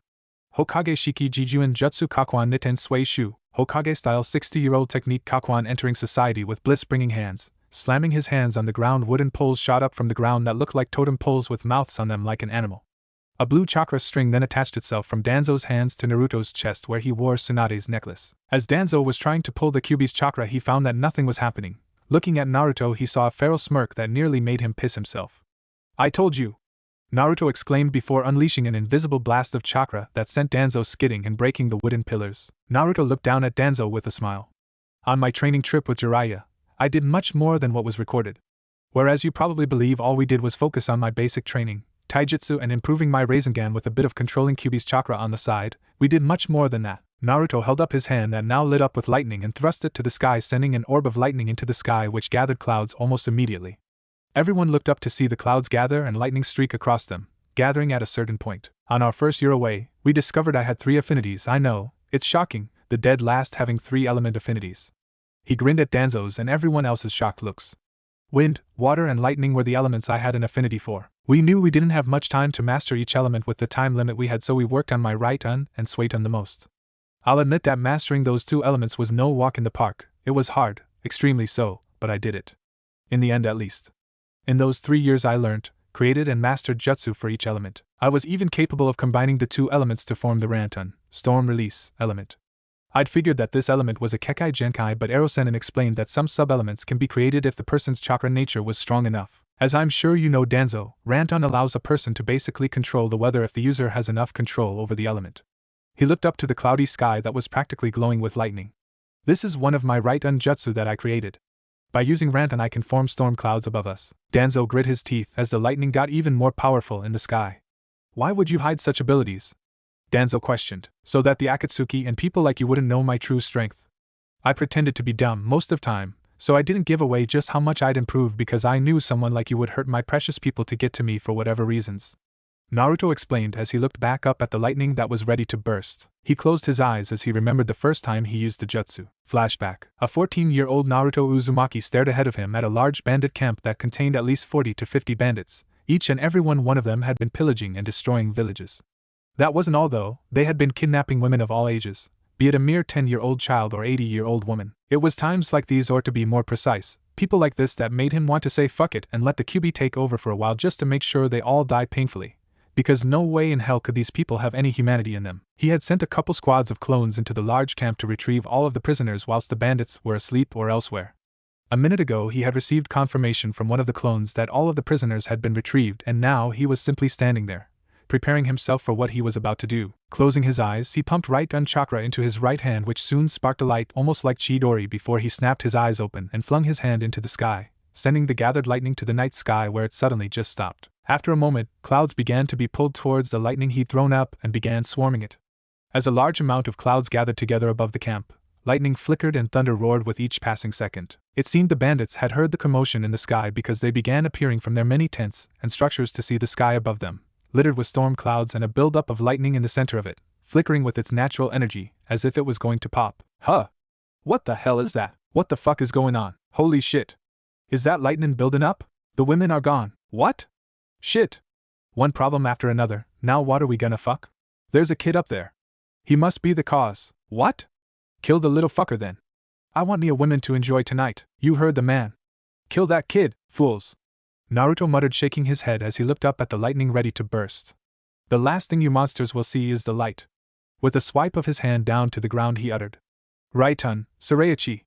Lightning release. Skyfall. All the bandits stopped their charge when they heard the sound of a boom and a flash of light. They barely had time to look up before the lightning struck the center of the bandits and enveloped the area in a blinding light with lightning arcing all around it. The blast continued to grow, vaporizing the buildings and tents before the blast even touched them and reducing the bandits to ash in the wind. A minute later, when the light died down and only smoke remained, there was no camp, nor any sign of anything being left. In fact, it was all just one massive smoking crater with lightning residues zipping along it. With a sigh and closed eyes, Naruto turned around and walked away, hoping to never meet anyone like them again. Flashback end. Coming out of his memories, Naruto held his hand out towards Danzo. "Right-un, Surayachi." Lightning release. Skyfall. With a slash of his hand, the jutsu Jiraiya had dubbed S-rank, was sent soaring towards the earth in the blink of an eye and struck down on Danzo's position, destroying the entire area in a bright flash of light that sent a column of smoke and lightning into the sky. Naruto had to utilize several quick shrimpas to avoid getting struck by the blast as it enveloped a good portion of the crater. Normally it would have managed to wipe out a good percentage of the village had the village still been standing, but since they were in the crater and away from most of the tents and structure that had been built, he decided to use, if only to show he wasn't the weak person he once was. The entire crowd watching had to cover their eyes as chakra, wind, dust, lightning and stone blew in their direction, blocking their view. The dust cloud eventually settled down, revealing a slightly panting Danzo as he was now down to one Sharingan eye in his arm and the one in his eye. Using all his jutsus had also tired him out as he was low on chakra, and then there were two. Are you ready to give up yet? Naruto asked with a slight growl, as he counted the one his eye now as a possible candidate for Izanagi. Danzo growled at Naruto at having been beaten this far, further than anyone had ever gotten. You think you've beaten me, child? You haven't even come close. I will not die here today, Danzo shouted, flipping through hand seals. Futon, Shinku Taijioku, Wind Release, Vacuum Great Sphere. An incredible amount of wind compressed into a ball was shot at Naruto, who simply used his Rinnegan's telekinesis ability to knock it away with a wave of his hand before it could even reach him, sending the compressed orb of wind to another part of the crater where it exploded on contact. Naruto then jumped up high while using his powers over gravity to stay afloat longer before holding out his hand, which started to gather chakra together, making it a silver chakra ball instead of blue. Dropping down, he charged down at Danzo. Rikudo Rasengan, Six Paths Rasengan. The shining silver ball of chakra impacted where Danzo stood, causing one more explosion that blew the earth away before Naruto leapt back to safety. Once again Danzo was panting, only now he had no eyes open on his arm. Danzo pulled his hand up to the bandages on his face and tore them off, revealing the Sharingan, which was in its Mangekyo form in the shape of a three-sided pinwheel. Naruto, seeing he got to where he wanted, sighed as he got ready for whatever else Danzo had up his sleeve. You've lost, Danzo, face it. No! I will not die here. I will not be killed by a child such as you. Naruto sighed and held out his left hand, which started to gather right onto it, forming a yellow orb of lightning unlike the normal blue lightning. Holding his right hand out, he formed a perfect Rasengan. With those two done, he slammed them together, making the orb of lightning merge with Rasengan. It now looked just like a ball of chakra with lightning surrounding it while shooting off of it every now and then. However, everyone could tell it was powerful. Placing a foot behind him, he shot off towards Danzo like a bullet, and before the old man could react, Naruto slammed his hands in Danzo's stoma. Right-on, Rasengan, lightning release, spiraling sphere. The attack sent lightning through his body, causing him to grit his teeth as he was blown off of his feet and straight into a slab of rock that was stuck up from the ground. So I see you can't use Izanagi with that eye, seeing as it's different from the others in your arm. Danzo chuckled as he stood up again with a burned hole in his stomach while his robe was ripped to bits. Oh, I can, but that would mean I don't have this eye to use. It would be a bit of a waste now, wouldn't it? He asked rhetorically. Danzo, knowing he won't make it out alive, pulled back his robe and tore it off. I won't let you live for the sake of Konoha. Naruto quirked an eyebrow at that. I'm the one saving it while you bring nothing but destruction, and you say you're saving it? Naruto asked, astonished at Danzo's comment. Danzo ignored the foolish boy and put his hands in a seal, and 4 diagrams appeared on his body before he shouted. Yura Shisho Fuinjutsu. Reverse 4-symbol sealing technique. Not a second later did his back explode as a black substance flew out in all directions before it started to wrap around Danzo. As this was happening, Danzo was starting to think back of his friendship with Sarutobi Hiruzen and how he failed to become Hokage like he always dreamed. Looking at Naruto between the small gaps in the black mass, he chuckled. With this you will die. Naruto, noticing the chakra levels rising highly, realized that this was not going to end good if he was close. Jumped back far, he held up his hands in a triangle where a black ball of gravity formed. Chibaku Tensei. Planetary devastation. With a mental command, he threw the ball in the air where it stopped above Danzo. He knew he was pushing it using such a jutsu when he'd only just activated the Rinnegan, but it was the only thing he could think of so quickly, and since he knew just what it did, it was probably the best action he could take. With another mental command, the orb of gravity began pulling parts of the earth towards it, Danzo included. I guess this is it, Danzo said with a sigh, prepared for what was to come. Everyone looked up at the giant ball of rock when all of a sudden black threads came out of the cracks before exploding, sending Naruto skidding back while everyone had to cover their eyes from the bits of rock and dust that was blew in their direction. When Naruto got up, still a little dazed, he looked to where Danzo had been stood before he was lifted up, only to see the commander of Root lying on his back with blood all over him and dead. Well, that's that taken care of, Naruto said with a sigh. Everyone hearing that started to cheer loudly for their hero of Konoha. Outside the village, about 10 miles away, a big plant-like creature came out of the ground. To think pain would be defeated, the white side of Zetsu said. They had been hovering around Konoha for the past 2 days ever since pain had been defeated. Danzo was also killed along with that Sharingan of his. The black side of Zetsu finished. Tobi won't be pleased with all this, Zetsu said as he faded back into the tree. Council room. A couple hours later. In the council room, all the clan heads and daimyo sat around the table ready to discuss the new Hokage. Many were hoping for Naruto to become the new Hokage, but anything could happen in politics. It had been a couple hours since Naruto had killed Danzo, and since then they'd been sorting everything out whilst Naruto was healed by Sakura Haruno. It was at this time Naruto, Kakashi and Konan walked into the council room as they had been requested to show up as there were still things to discuss. Good, you're here. We have things to discuss, Hayashi said. He too would like Naruto as Hokage, as he had to admit that he was the strongest in the village right now. What did you need us for? Kakashi asked, who for once didn't have his book out. We have called you here to discuss the position of the new Hokage, Shibi said, as he too found it logical for Naruto to take his rightful place. We as a whole would like to offer you, Naruto Uzumaki Namikaze, the position you so rightfully deserve. The fire daimyo said, much to the shock of the three. What? Naruto asked in shock. You're the best choice for Hokage, pup. Sim said with a smirk. She knew how much Naruto wanted to be Hokage, so this was probably a shock to him. You have the power for the position, Choza commented, and the heritage. No one will disregard you. Inoichi said. Never mind that everyone is practically in love with you. The villagers are cheering your very name right now. Shikaka said. You are the student of Jiraiya-sama and Kakashi Hatake. You defeated the one responsible for destroying the village. You managed to bring everyone back to life by changing Nagato's heart, and most of all you managed to uncover the rat that had been in this village, corrupting it. Naruto sighed and sat down in an empty seat to let his mind run through everything that was being offered to him. What about Tsunade? He asked the council. The fire daimyo waved his fan in his face. Should she wake up from her condition, then you would still be Hokage.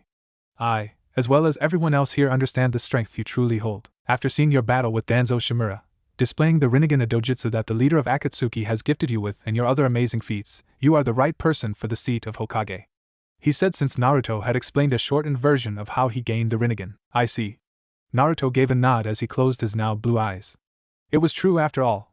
He could activate and deactivate the Rinnegan at any time. We understand your reluctance since you are a Jinchuriki, and with being so young that this may feel like you are being tied down. Hayashi spoke up, catching Naruto's attention. This village has made many mistakes, and I am ashamed to admit that I share some of the blame. But out of everything, you are the one thing that will save this village. Being Hokage has always been your dream.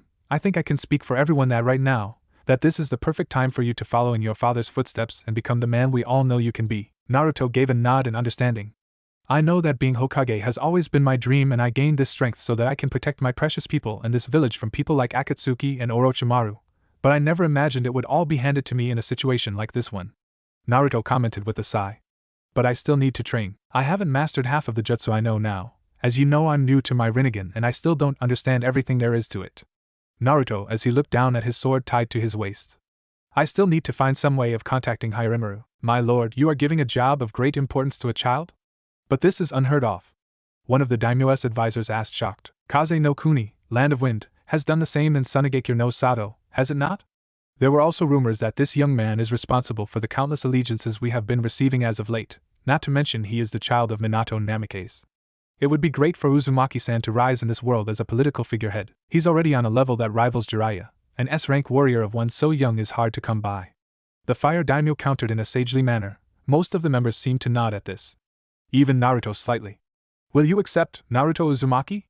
Or should we call you Hokage-sama? Asked the fire daimyo, standing up from his seat to walk over to Naruto. Naruto still sat and contemplated the situation. The moment he would stand up and extend his arm, he would become Hokage, the strongest of Konohagakure, the ideal figure of a shinobi. But if this was what was needed to protect the people, then so be it. This was what Yahiko, Nagato, Asuma-sensei, Erosenin, Hokage Ojaizen and even Tsunade had fought for in their own way. This was his path to peace. With a small sigh he stood up and looked the daimyo in the eye. I just want one thing in 5 days. Announce my succession in 5 days. I still have unfinished business to take care of, he requested of him. Meanwhile, Kakashi and Konan, who had been stood at the back, smiled at the fact Naruto was one step closer to his dream. The daimyo smiled and gave a nod of acceptance. I understand and I accept your request. In 5 days you will officially be the Hokage of Konohagakure no Sato. Naruto gave a nod and was about to leave when Shikaka stood up, catching his attention. Hokage-sama, with the time needed for reconstruction and repairs, we need your authorization to allow a construction company and the emergency provisions. Naruto nodded in understanding and quickly thought of what to do. There's a friend of mine from Nami no Kuni that happens to own a construction company. Send for them. Emergency provisions should be easy enough to obtain from Haru no Kuni. Just mention to them my name, and they will comply. Naruto answered as he went out, followed by Kakashi and Konan. The fire daimyo smiled further. A great Hokage indeed. Hai no Kuni, Konohagakure no Sato. Outside, Kakashi stepped back and kneeled in front of Naruto. The blonde had a sweat drop at the back of his head and sighed while Konan actually smirked slightly. Hokage-sama. Kakashi answered with a slight grin Naruto couldn't see. Naruto seemed uncomfortable with the title yet. Kakashi-sensei, I'll be going out for 5 days as you know. I want you to oversee the construction and repairs with Yamato Taishu. I won't be here. I'll be going back to training with Fukasaku-sensei and Mayobokuzan. Also, I trust the two of you. The advisors may have a trick up their sleeve. Make sure you guard the summoning frog that will be left here. I don't want things like Pain's invasion happening again. Naruto turned to look at Konan. Konan, I want you to go back to Amigakure, make sure your forces are strong, and if there's ever any trouble contact me immediately. I don't trust Madara to leave you alone after betraying him. Konan gave a nod. Even if he wasn't her master or boss or whatever, she'd follow his orders. Understand, Hokage-sama. Naruto groaned at the title, especially at the fact that someone not of the village called him it. I'll leave immediately. Just as Konan was about to turn into paper, Naruto grasped her shoulder. I mean it, contact me immediately. You may have been my enemy a few days ago, but now you're my friend. Konan smiled at Naruto and with a nod turned herself into paper before blowing away in the wind. Naruto turned back to Kakashi and sighed. Kakashi-sensei, stand up. Kakashi chuckled as he stood up from his bow. I want to know something. Who was my mother? He asked as they began walking around the village crater. Your mother? Kakashi asked, surprised yet understanding. Her name was Kushina Uzumaki. I don't know much about her past since it was kept secret by your father, but what I do know is that Kushina was a talkative and tomboyish woman, and if what Jiraiya-sama had said was true, then much of your personality, as well as style of ninjutsu, was inherited from her. Kakashi told Naruto, who smiled at what he was hearing, glad he got something from his mother. Like I said, I never knew much about her past, but I can tell you that she would be extremely proud of the man her son has become. She was an amazing woman, someone I know you would love. Kakashi sighed as he finished his explanation, reliving his past memories. Naruto smiled as he thought of what it would have been like to have been raised his mother. He was definitely happy at what he'd heard though, and glad his mother didn't turn out to be the exact opposite. Was she killed in the Kyuubi attack? He asked, wanting to know if he had been abandoned or not despite what he'd heard. Kakashi glanced at him and sighed once again. Yes. She died protecting you from the Kyuubi in its rampage. Most of that night is still unknown to many that actually witnessed the events. Even Sandaime-sama didn't know what had gone on completely. I see. Naruto said with a sad sigh. Thank you for telling me. He thanked his sensei as they walked past many villagers and shinobi rebuilding the village already. That reminds me, how's Kurenai-sensei? I heard she had her baby before I left the village to train at NT Myobokuzen. Kakashi eyed him over one of his books he had taken out after the moment's silence. She's fine and so is her son. She hasn't gotten over Asuma's death, which isn't expected of any time soon, but she's holding up for her new family. He glanced over at Naruto now he was the same height. Why? He asked, wondering what the blonde would ask for. Naruto glanced back at his sensei. Now that I'm Hokage, unofficially, I have to look out for my people. He answered before giving him a small wave. I'll see you later, Kakashi-sensei. There's something I have to do before I go to train. Without waiting for Kakashi to reply, he was gone in a burst of speed. Kakashi watched him go with a raised eyebrow. Checking up on your people, huh? You shouldn't lie, Hokage-sama. With a slight shake of his head and a smile he carried on reading as he walked to wherever his feet carried him. Outside of Konoha, in the forest just outside of the village's walls were 3 Kyumo shinobi, Karui, Samui and Omoi. The 3 were on their way to Konoha to give a letter from the Raikage to the Hokage explaining everything about Sasuke Uchiha attacking their village and kidnapping the Hachibi Jinchuriki and the summit of the 5 Kages. Sai, what should I do? Oma mumbled, but loud enough for his teammates to hear. Huh? Questioned Karui with a raised brow at her strange friend. Oh, I was just wondering what I should do if there are a ton of cute girls in the Konoha, and they all fall for me. He paused as he was sucking on a lollipop. Oh yeah, that'd be a problem. Why don't you just date them then? So whoever asks you out first. Karui said, annoyed. Yeah, but what should I do if when I have to leave Konoha she says she loves me so much she can't bear to be apart? I'm scared she might want us to commit suicide together. Omoi rambled on, annoying Karui. How far along are you playing these scenarios out? Karui yelled while pointing at Omoi. We haven't even got to Konoha yet. You're grossing me out. Some guy who looks really hot might come on to you too. Omoi pointed out. Just use the word hottie. Karui said, annoyed while a blush started to form on her face. Anyway, now that you mention it, some rich, tall, popular hottie might come on to me, you never know. Omoi though just shook his head with his hands on his chin, thinking. Nah, you're just overthinking things. He said, to the annoyance of both Karui and Samui, although only Karui shown it when she bent down to pick a rock up. Who are you to talk?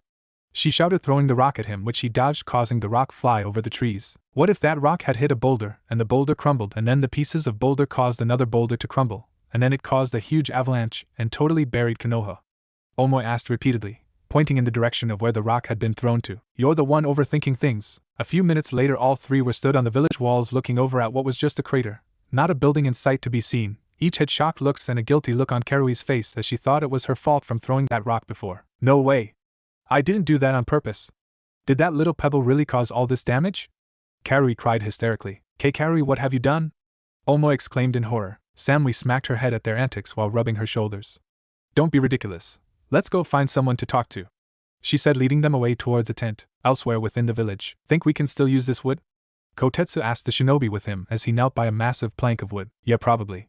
His partner Izumo answered. Man Kotetsu started as he looked at the damage all over. Everything our forefathers built has been destroyed.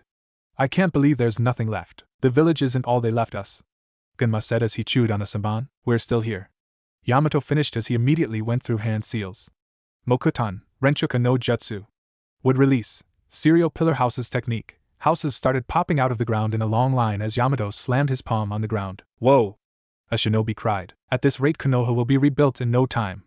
Another said in excitement. Yamato however was sweating profusely. You make it sound so easy. Unknown location. Sasuke had informed his team to get all of their supplies ready as they were going to head to Konoha to destroy it. Upon exiting the cave they had started to run as fast as they could through the forest as they started to tree hop, making their way to Konoha faster. Sasuke had told his team that Taka would no longer have a use for Akatsuki, as they had delivered the Hachibi. Therefore they were going after their own goals now. Not far from Sasuke on a tree branch a distortion in space rippled across the area before a spiral started to open as if it was a rip in space before a man with an orange spiraled mask appeared. This was Tobi, or better known as Uchiha Madara. Sasuke was jumping from branch to branch, when suddenly he was met with the man that had blocked their path. Suigetsu, who was following Sasuke, stopped and turned to the leader of their group. What's wrong, Sasuke? Sasuke paid no mind to his white-haired partner as he was staring at Madara in shock. I didn't even sense him. Where did he come from? Karen too seemed astonished by the appearance of the ancient Uchiha, as he just seemed to pop up from nowhere without a warning. A sensor such as her would have normally have sensed someone approaching, but Madara just seemed to appear with no warning. Hey Sasuke, Madara said with a wave. Sasuke narrowed his eyes at him before he asked the man. How did you know where I was? Madara only leaned in closer. Don't underestimate me, this technique is well within my powers. The ancient Uchiha said. What do you want with me now? Taka is no longer part of Akatsuki. We have no further use for you. Sasuke demanded. I said I'd have to kill you if you betray Akatsuki and you broke your promise to me. The man's single visible Sharingan narrowed as it looked at Sasuke. Sasuke raised a single eyebrow at that in confusion as they had no problem capturing the man. What are you talking about? The Hachibi no Kyogi, you failed to capture it, Sasuke. Madara informed him with a disapproving look. Karen too looked confused as she said, but I thought we captured it. We even gave it to you. Madara stared at them, not saying a word, which made Suigetsu agitated by the man as well as Jugo. It was a fake. The Hachibi pulled a fast one on you. I'm really disappointed in you guys. The man said with displeasure in his voice. Sasuke seemed to realize his mistake. Even he failed to notice that the tentacle that he severed during the fight with the Hachibi could have contained Killer Bee. His musings were cut off when Suigetsu shouted. What do you want us to do about it? It's not our business anymore. Since we did our part of the bargain, you do it yourselves. No, you will finish your last job as part of Akatsuki. Forget about the Hachibi. I already sent someone to capture him. There's something else I want all of you to do. Madara told them. Sasuke narrowed his eyes at the man, Sharingan blazing. What if I said no? Then you'll have to fight me to get to Konoha. I won't let you pass. Madara replied in a casual manner. Sasuke's hand flickered with lightning as it crackled loudly and held it close to his chest, the Chidori coming to life. I'll force my way through. With a flash, Sasuke immediately closed in on Madara, with his hand already extended to Madara's chest. But just when Sasuke had thought that he had speared the ancient Uchiha with the Chidori, he soon saw himself actually phasing through the man. It's a little too late to go to Konoha now, Madara said, unfazed as Sasuke jumped back. Your goal is futile now. Too bad. Konohagakure no longer exists, my minion. Pain destroyed it. Sasuke looked surprised as his eyes went wide. This bastard. He took away his goal. He could feel his anger welling up, rising like tides smashing against the shore. The Uchiha slowly inched his hand towards Kusanagi, about to go all out on Madara, until he saw a green plant with jagged patterns in the middle rise from the branch that Madara stood on. Who's that? Asked Suigetsu, who seemed surprised. Calm down, he's with me. Madara reassured them before turning to Zetsu. So who's the new Hokage? Asked Madara. Well, surprisingly enough, Naruto Uzumaki. Zetsu informed them, which certainly caught Sasuke's interest. Madara looked at Sasuke for a moment. He could feel the sudden rise of killing intent coming from young Avenger. If one could see past Madara's mask, they would have seen him at the situation. I always thought Danzo would be Hokage. Madara mused but was surprised by what Zetsu Black Side said next. Naruto killed Danzo. Sasuke's killer intent shot up at that while Madara seemed curious at what transpired. What happened? Madara demanded. Zetsu sighed and told them everything that had transpired in the past couple of days, from the start of the invasion, to Naruto's appearance, defeating the past bodies before going after Nagato. He then told them all Nagato's betrayal as he returned the life of everyone in the village, and especially about gifting Naruto with the Rinnegan. Then came the part about Danzo and Naruto's fight. The more Madara heard, the more he became disgusted with Danzo at how he fused Sharingan eyes into his arm. When he heard the end, Madara was silently thanking Naruto for killing such a pest and corrupt old man while Sasuke was seething in rage. Naruto the dead last had grown strong, that much was obvious now, Add to the fact he killed the main person he had his eyes on, he would not let this go. So this Naruto killed Pain and Danzo seems strong. Suigetsu said with a toothy grin. Yes, he is probably stronger than you, Sasuke. Madara said, causing Sasuke to growl in anger. Because of you and Pain have made such a high commotion, the 5 Kages have begun to move. They are having a meeting. He looked off into the direction of Konoha. Naruto has the Rinnegan now, huh? I had planned on taking Nagato's eyes for myself, but it looks like I'll have to find another means to gain those eyes. The 5 Kages, Sasuke said, curious. This could mean he could kill Naruto. What will you do, Sasuke? Naruto's your new target, right? Konoha is pretty much decimated. If Naruto is going to the meeting, shouldn't we just go over there by ourselves? Suigetsu asked. Sasuke seemed to contemplate at this, considering the almost near impossible chance of not having a head-on collision with any of the Kages. Karen, however, seemed doubtful about the whole thing. For one, it was the freaking 5 Kages, there was no way that Sasuke could even hope to fight them all at once. Only a madman would dare do so. First, I need Itachi's eyes, if I want to kill Naruto. If what you say is true, I need all the help I can get. After that is done, we'll go to the meeting and kill the 5 Kages. Our plans have changed. Sasuke said, without as much as a speck of hesitation in his voice. Madara smirked at that. It seemed the boy wasn't such an idiot after all. Very well, we will go back to the base and transplant those eyes, while Zetsu will take the others to the base until the meeting. So where is this meeting? Karen asked, resigning herself to her fate. Madara motioned for Zetsu to lead them and Zetsu did so. The jagged pattern of the leaf separated, seeing figure of a man, whose body and face was separated in black and white, and it kept separating, tearing himself down in the middle. To the rest that were not used to this, they were utterly disgusted when they saw Zetsu, fully severing himself in two, as his white half lead the way with the remaining 3 members of Taka following behind. Madara then looked at Sasuke for a second. Well then, let's go get your new powers, he said as he grabbed onto Sasuke and Zetsu and vanished. With the Kumo team, Samui's team walked around the ruins until they came across a Hyuga who was standing guard by a tent. There are no guards and the village is in ruins. What happened? Samui asked the Hyuga, curious at what or who could cause such damage to Konohagakure. It was Akatsuki. Will soon be on alert and strengthening our guard, he replied while Karui breathed out a sigh of relief knowing it wasn't her fault. Anyway, I need an audience with the Hokage. I have a letter for her from the Raikage, Samui said with a bored look. The Hyuga gave her a nod before leading the small group to the Hokage's tent where Tsunade lay unconscious, completely unresponsive to the world, with Shizen stood beside her sensei. She's unconscious? Samui asked with a raised brow. Yes, Shizen said, walking over to them. What can I help you with? I have a letter from Raikage-sama that I must give to the Hokage, but Samui shook her head. I must speak with the person in charge. Shizen sighed and thought of who would be the best person at the moment. Umbu, she called out, and immediately received one as a purple-haired Anbu appeared. Go and find Kakashi Hatake and bring him here. Tell him it's of the utmost urgency, and if he doesn't listen, tell him I'll burn each and every one of his books. The Kumo found the threat to be strange, but when they heard the Anbu gasp and chuckle evilly, it was obvious the threat actually meant something important. Either way, the female-looking Anbu was off in a flash. Konoha Cemetery. As Naruto arrived at one of the places that had managed to survive at the edge of the village, he sighed as he looked around at the many graves and started walking forward to the main memorial stone that held all the names of the shinobi that had died in battle. Now that he knew his mother had been killed, he could hopefully find her name on the large slab that held the names.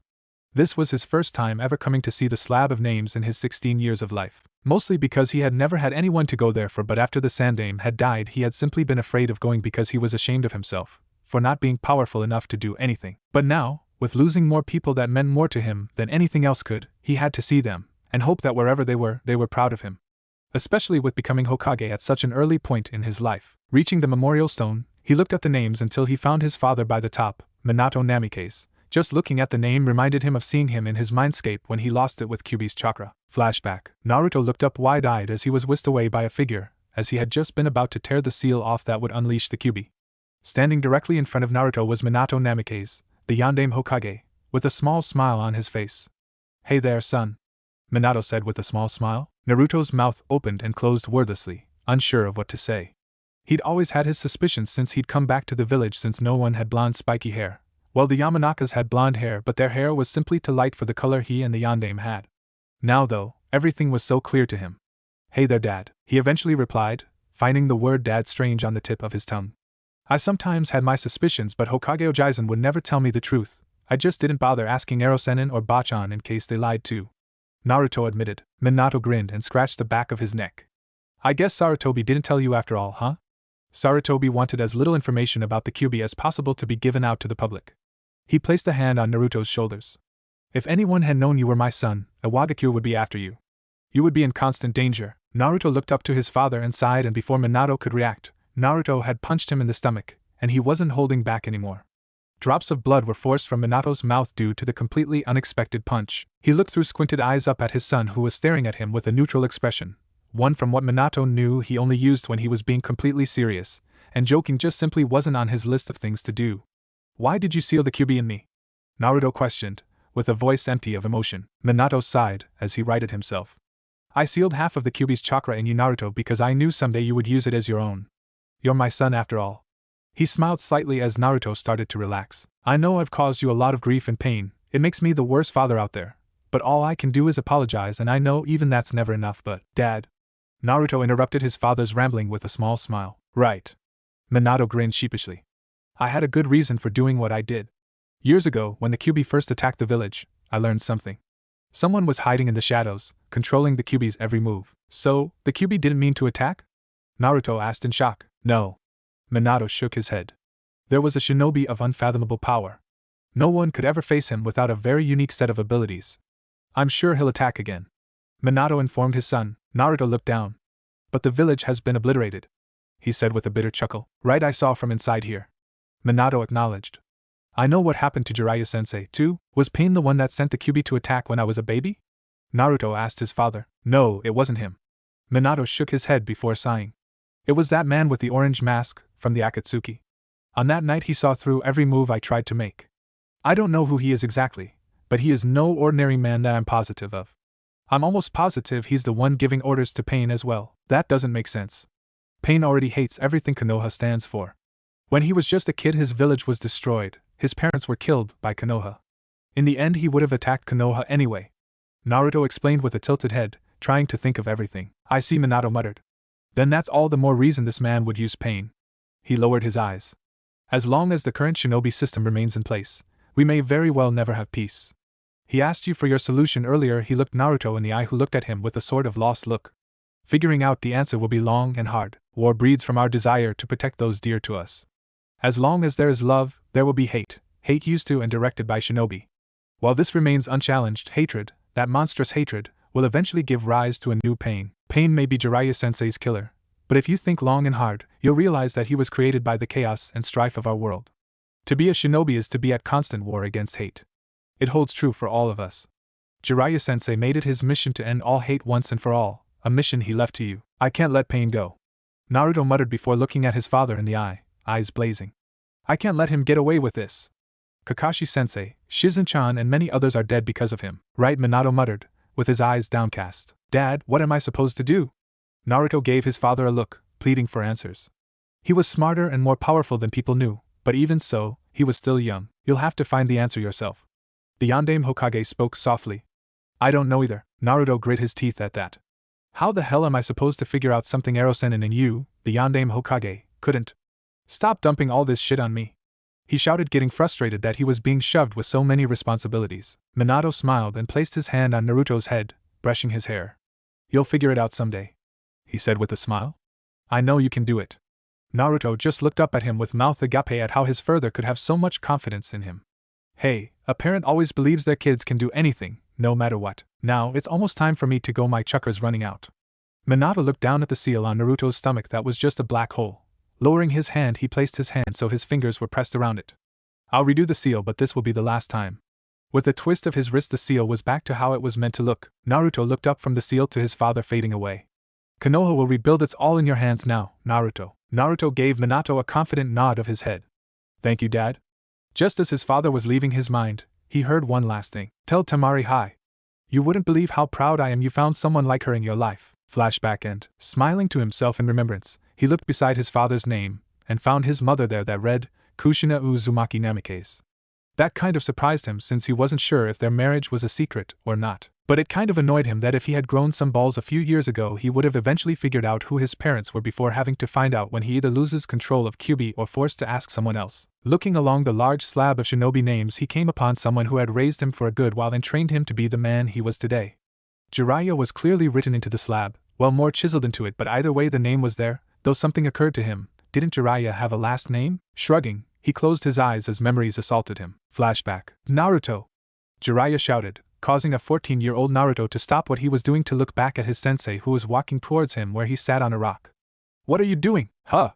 Naruto asked with a raised eyebrow before looking down at the makings of a book in his hands. "I was thinking of writing my own book. Not to publish or anything but something to do and keep me preoccupied." He shut the book and held it up to show the title to Jiraiya. "What do you think?" Jiraiya plucked the book from his hand and raised an eyebrow. "Loveless?" he questioned before shrugging and opening it up. "When the war of the beasts brings about the world's end, the goddess descends from the sky, wings of light and dark spread afar, she guides us to bliss, her gift everlasting." He read from the book. He lifted his head to look at Naruto with a raised eyebrow. "And here I was expecting some love story, an epic tale of the poor lonely villager who becomes a hero by saving a princess and makes sweet, sweet love at the end." He grinned as his nose bled slightly at the image. Naruto rolled his eyes at his sensei. "Ero Sennin, I've done that already, or do you not remember Koiki Kazahana?" A small blush formed on his cheeks. "Well, done the saving bit, not the, second part." He shook his head to get rid of such images. "Temari would freaking kill me if I wrote a romance book about a princess, especially since she knows I've met and saved Koiki." "Don't remember her?" Jiraiya asked with an air of disbelief. "How the hell do you expect me to forget?" He grew a dreamy look. That wonderful body, those luscious lips, she had curves in all the right places, but those breasts, a drop of blood ran from his nose, making Naruto sigh. "Ero Sennin, can you for 1 minute stop thinking about women naked, especially those that are my friends?" He growled as stood up to face his sensei. "Humph, you wouldn't know a nice body if it slapped you in the face." Jiraiya grinned before looking down at the book. "Either way, it's not bad for an amateur. I didn't realize you had your way with words," he praised, giving the book back to his student. "So you started writing just to keep you busy?" Naruto shrugged as he placed the book in his pocket. "It helps keep me calm, I guess. And after yesterday, it keeps my mind occupied." He avoided Jiraiya's eyes as he walked past him. Jiraiya sighed as he grasped Naruto's shoulders. "You shouldn't feel guilty about what you did. Those bandits were going to rape, murder, and God only knows what else to those villagers. Killing may not feel right to you, and I'll admit it doesn't to me even after the wars I've been in. But sometimes we have to do the things we hate to protect others," he explained.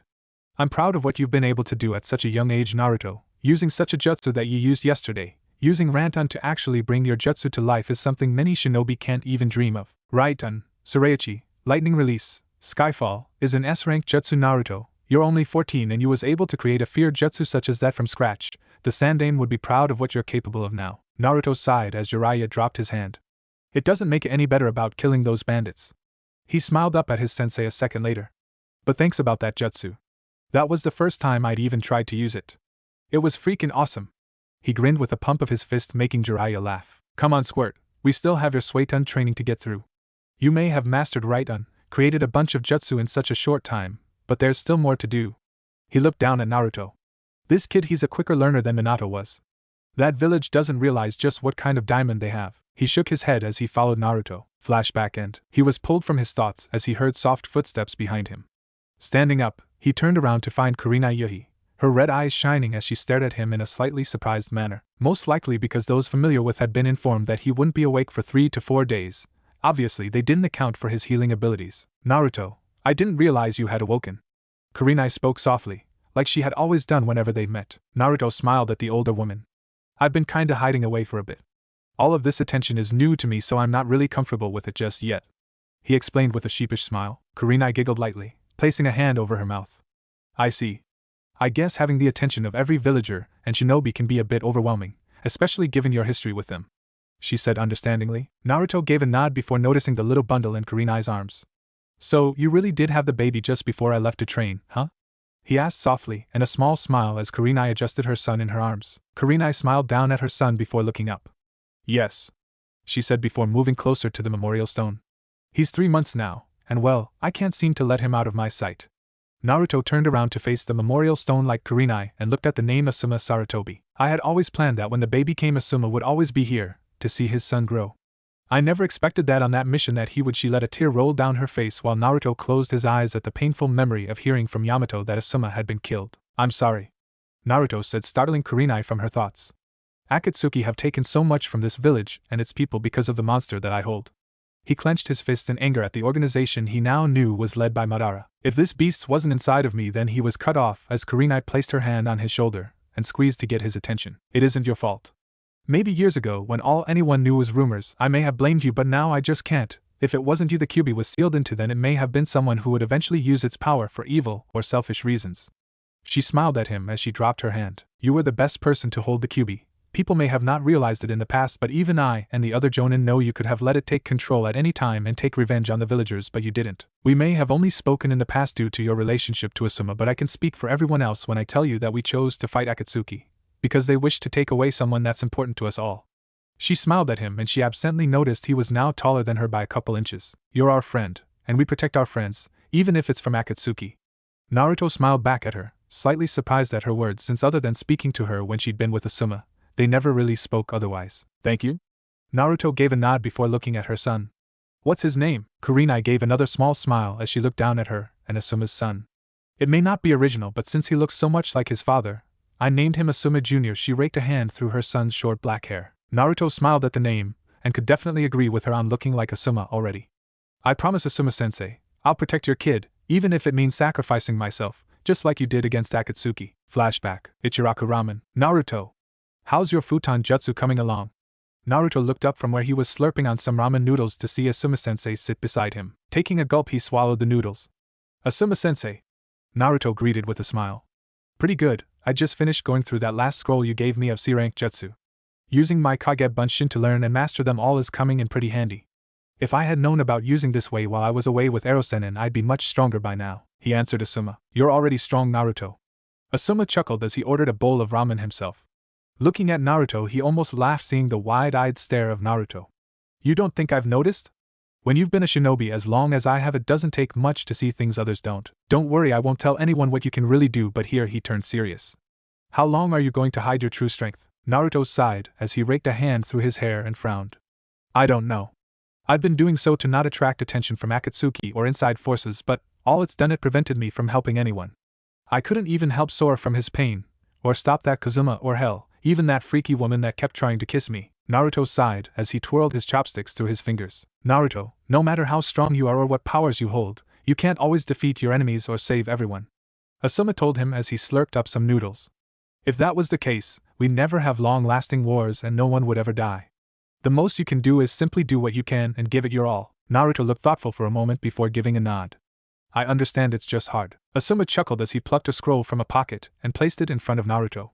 That is the rest of the futon jutsu that I know of. It may not be as much as Suna could give you, but they will help make you stronger. I know you haven't completed your new technique that you've been working on with Kakashi, but even so, someone like you would be able to get these jutsus learnt and mastered in a couple of days. Asuma placed his chopsticks in his bowl and stood up, clasping Naruto's shoulder. There's something I want to ask of you as well. Naruto grasped the scroll and looked up in confusion. What is it? Should something happen to me on my next mission? Asuma paused for a moment to think about the mission he was being given to go look for the sighted Akatsuki members. I would appreciate it if you look out for my kid when it's born. Huh? Naruto asked in shock before shaking his head. Kid? So Kurenai-sensei is? Yup. Asuma grinned proudly. Naruto looked at him for a moment before giving a resolute nod. While I doubt anything will happen, I'll protect him or her, no matter what. Kurenai-sensei as well, he vowed. Asuma grinned and patted his shoulder before pulling out his cigarettes. Thank you, Naruto. Good luck on your new jutsu, by the way. With a wave, Asuma left the stand. Flashback end. He'll become a great shinobi one day. Naruto commented softly as he looked at the child he had sworn to protect. Just like his father. Kurenai smiled at her son fondly before looking at Naruto. Yes, in a world like this one, I hope he does become strong. Sighing, she looked back at the memorial stone. Who did you come to see, Naruto asked before noticing where she was looking. Ah, my parents. He didn't see her eyes widen. I thought that before I go anywhere, that I should at least see them once. Well, now that I know who they are at least. He glanced at Jiraiya's name. Erosenin was also placed down on here, and I never got the chance to visit here since I had to train straight away. I see, but what do you mean by go anywhere? Kurenai asked with a slight frown. Are you leaving? Just as Naruto went to open his mouth, a female ANBU with purple hair and a cat mask appeared at his side in a small explosion of smoke. Hokage-sama. The ANBU acknowledged, bowing her head. There is a team from Kumogakure that has requested to meet with you. I understand you have arranged with the fire daimyo to be leaving for 5 days, but this is of the utmost importance. Hokage-sama? Kurenai thought in shock, her mouth agape. Is he the new Hokage? With Danzo killed by Naruto, then the only other logical choice would have been Kakashi. He's too lazy to even consider such a position, and with Naruto's power and abilities, he is more than suited for being Hokage power-wise and politically, considering all the lands he has saved in some way. But I never once considered that the fire daimyo would allow someone so young take the position. Understood. Naruto gave a nod. And you, Gao, you've looked over me since I was a kid, You don't have to call me Hokage-sama. He scolded lightly, but with a small grin. The now identified Yugao lifted her mask slight to show her grinning. Can't do that, Hokage-sama. You may have not officially been crowned Hokage yet, but to the ANBU and the rest of the shinobi, villagers included, you are the Hokage. She set her mask back down as Naruto sighed. Whatever. He waved his hand in a dismissive motion, though he had to smile at how he was seen by the people, his people. How did you even know of my new change of status? I was asked by Shizen-san to get Kakashi-san, but he pointed me your way after telling me of your new position. So here I am, Hokage-sama. He could hear the amusement in her voice as she called him that. Fine, go back to what you were doing then. I'll go see Shizen-chan. I presume she's still in Tsunade's tent? He asked for confirmation. Yeah, Hokage-sama. With that she vanished in a puff of smoke. Naruto sighed before looking at Kurenai, who was still gaping. Sorry about that, Kurenai-sensei. I hadn't planned on anyone finding out just yet. I'm leaving the village for 5 days to get better control of my Rinnegan and Jutsu before I can properly protect the village like I'm supposed to. I see. Kurenai muttered before a smile grew on her face. You finally achieved your dream after all, she said with some amount of pride for such a young man to gain the position of Hokage. I take it that when you get back it will be made official then, and you want me to keep quiet? Yes, I don't want people to find out now, not when I'll be leaving soon. Thank you. He turned to leave but stopped and placed a hand on her shoulder. One more thing, with Asuma Jr. I'll always be there for him and yourself, always remember that. I may be Hokage now, but I still look out for my precious people. Why would you care so much? We never really got to know each other like you did with Asuma, she asked despite feeling touched by his statement. Asuma-sensei was like an uncle to me. He taught me, and when I was a scrawny kid, before even becoming a genin, he would sometimes take me to a Chiraku when Hokage Ojaizen was too busy. He was my family in a sense, and now you too are. He may be dead physically, but he'll always be in our hearts. Especially the little squirt, he confessed with a little grin. Kurenai, deeply touched by his statement, leaned up and kissed him on the cheek, making him blush. Thank you, Naruto-kun. Don't be a stranger, Hokage-sama. She giggled lightly at his mild glare that held nothing but amusement. With a shake and a light laugh, Naruto vanished from his spot. Kurenai smiled as she stared at where he'd just been stood. You've already become a fine shinobi and a Hokage, Naruto-kun. I hope you gain the strength you wish. The near future isn't going to be pretty, and we will all need you. She was broken from her thoughts by the sound of rapid footsteps. And Ai-chan. Giving a roll of her eyes, Kurenai turned her head to see Anko running up to her, her trench coat flapping in the wind. Huh! Anko muttered, seeing a weird look on her friend as she stopped in front of her. What's with that strange smile thing you got going, huh? Anko asked, narrowing her eyes in suspicion. Kurenai smiled at her friend and tilted her head. I just realized I wasn't alone anymore after all. The statement confused Anko, but the purple-haired woman just shrugged before plucking baby Asuma from Kurenai's arms and started making faces at the now-awake baby, who giggled and clapped like any baby would. Kurenai smiled at the scene before looking at Asuma's name on the memorial stone. Thank you for giving me so much. I just wish you were here to share it all with me. I love you, Asuma. Sighing, she looked over to where she could see Tsunade-sama's tent and Naruto entering it in different clothing. Thank you, Naruto-kun, for being here for me in Asuma, Tsunade's tent. I heard you were looking for the Hokage. Everyone turned to the opening of the tent to see in the Kumo female's opinion, and Adonis. Shizen also thought so before reminding herself that this was Naruto Uzumaki, the young man that was like a brother to her. Oma, though, he sighed, especially when he saw Karui's eyes glaze over and a little drool leave her mouth that she barely caught with her tongue. Isn't Kakashi Hatake supposed to be older, with one eye and silver hair? Omoy asked with a raised eyebrow, taking his lollipop out to ask. Naruto laughed lightly. Where are my manners? He asked rhetorically before shaking his head and holding his hand out to Samui, turning serious. Naruto Uzumaki Rokudame Hokage. He introduced, shocking everyone in the tent, Shizen included. Samui got over her shock quickly and shook his hand, although a little hesitantly, especially after hearing his name. She had heard him being spoken of by many villagers and shinobi, as they had been lead to the tent. I can't believe what Naruto did. He's a true hero, he should be Hokage. Naruto Uzumaki saved us all again. Did you see his Rinnegan when he fought Danzo? Wasn't the Rinnegan what Pain, the leader of Akatsuki, had? Did he give it to Naruto for defeating him? Naruto Uzumaki, he's lost so much, and yet he keeps doing everything he can to protect this village. What would we do without him? Samui, the apparent leader, greeted before pointing at her teammates. These are Kari and Oma, my teammates. Naruto gave a nod as he looked them each over. Samui was a blonde, short-haired woman with a massive chest and stood lazily with one hand on her back as if leaning on it. To her right stood another woman, only this one was dark-skinned in standard Kunoichi Kumo shinobi attire with her headband in the form of a bandana. She also had a sword strapped to her back. She had a long mane of red hair flowing down her back, and she had some of the most beautiful topaz eyes. That was obviously Karui. Omoa was a dark-skinned male who was stood in a manner that he could have sworn it was Kakashi, wearing standard Kumo attire with his headband tied around his forehead. He had short, spiky white hair with black eyes and sucking on a lollipop. He also wore a sword strapped to his back. Naruto-kun? Shizen asked, coming out of her shock. You're the Hokage now? Naruto shrugged with a small smile. Nobody was supposed to know until the time was right. I was supposed to be leaving, but every time I go to, something pops up. Letting out a sigh when Shizen just nodded in slight shock, he looked at the Kyumo shinobi. Naruto walked up to them, so he was standing directly in front of the team. I'm the Rokudaime Hokage, I'll take that letter. Samui and her team finally got a good look at the man and were shocked to say the least. He must be around our age or younger.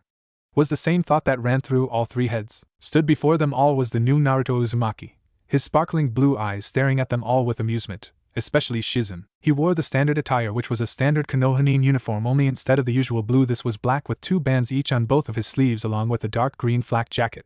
Now that he was Hokage, he wore a black short-sleeve long trench coat with crimson flame licking the edges with lightning sparks arching around the flame. He also had the kanji Rokudaime Hokage written vertically down on the back. His necklace that used to belong to Tsunade was around his neck. On both of his legs were kunai holsters for easier use. On his hands he wore a pair of fingerless gloves which seemed perfect for fighting as they had metal plating fitted in. He wore his headband on his left bicep instead of his forehead to let his blonde red highlighted hair run down freely, passing over his right eye slightly. His sword was strapped to his back, hidden underneath his coat, allowing it to only show the guard, which was in the shape of a 4-pointed bronze-colored star, and its handle, which was light blue, by his right shoulder. To Shizen and anyone else that would see him, they would say he was the spitting image of his father. Though his clothes were a different color, they couldn't deny it. He hadn't been dressed in his current clothing when speaking to Kurenai, but since he was meeting shinobi from a different village, he had decided to change into something more appropriate, leading him to quickly change into a new outfit and find the trench coat he'd secretly made whilst away with Jiraiya, for just-in-case purposes. Shizen was still in shock at the fact Naruto was Hokage now, since no one had been told, rightfully so though, since Naruto had yet to even leave for his training. The different wardrobe change certainly shocked her also, but had to admit she liked it, and it suited Naruto extremely well. The Kyumo nin were also in shock as this person was only about their age, which was quite shocking to say the least. Besides that, Samui and Karui couldn't keep the blush that appeared on their faces.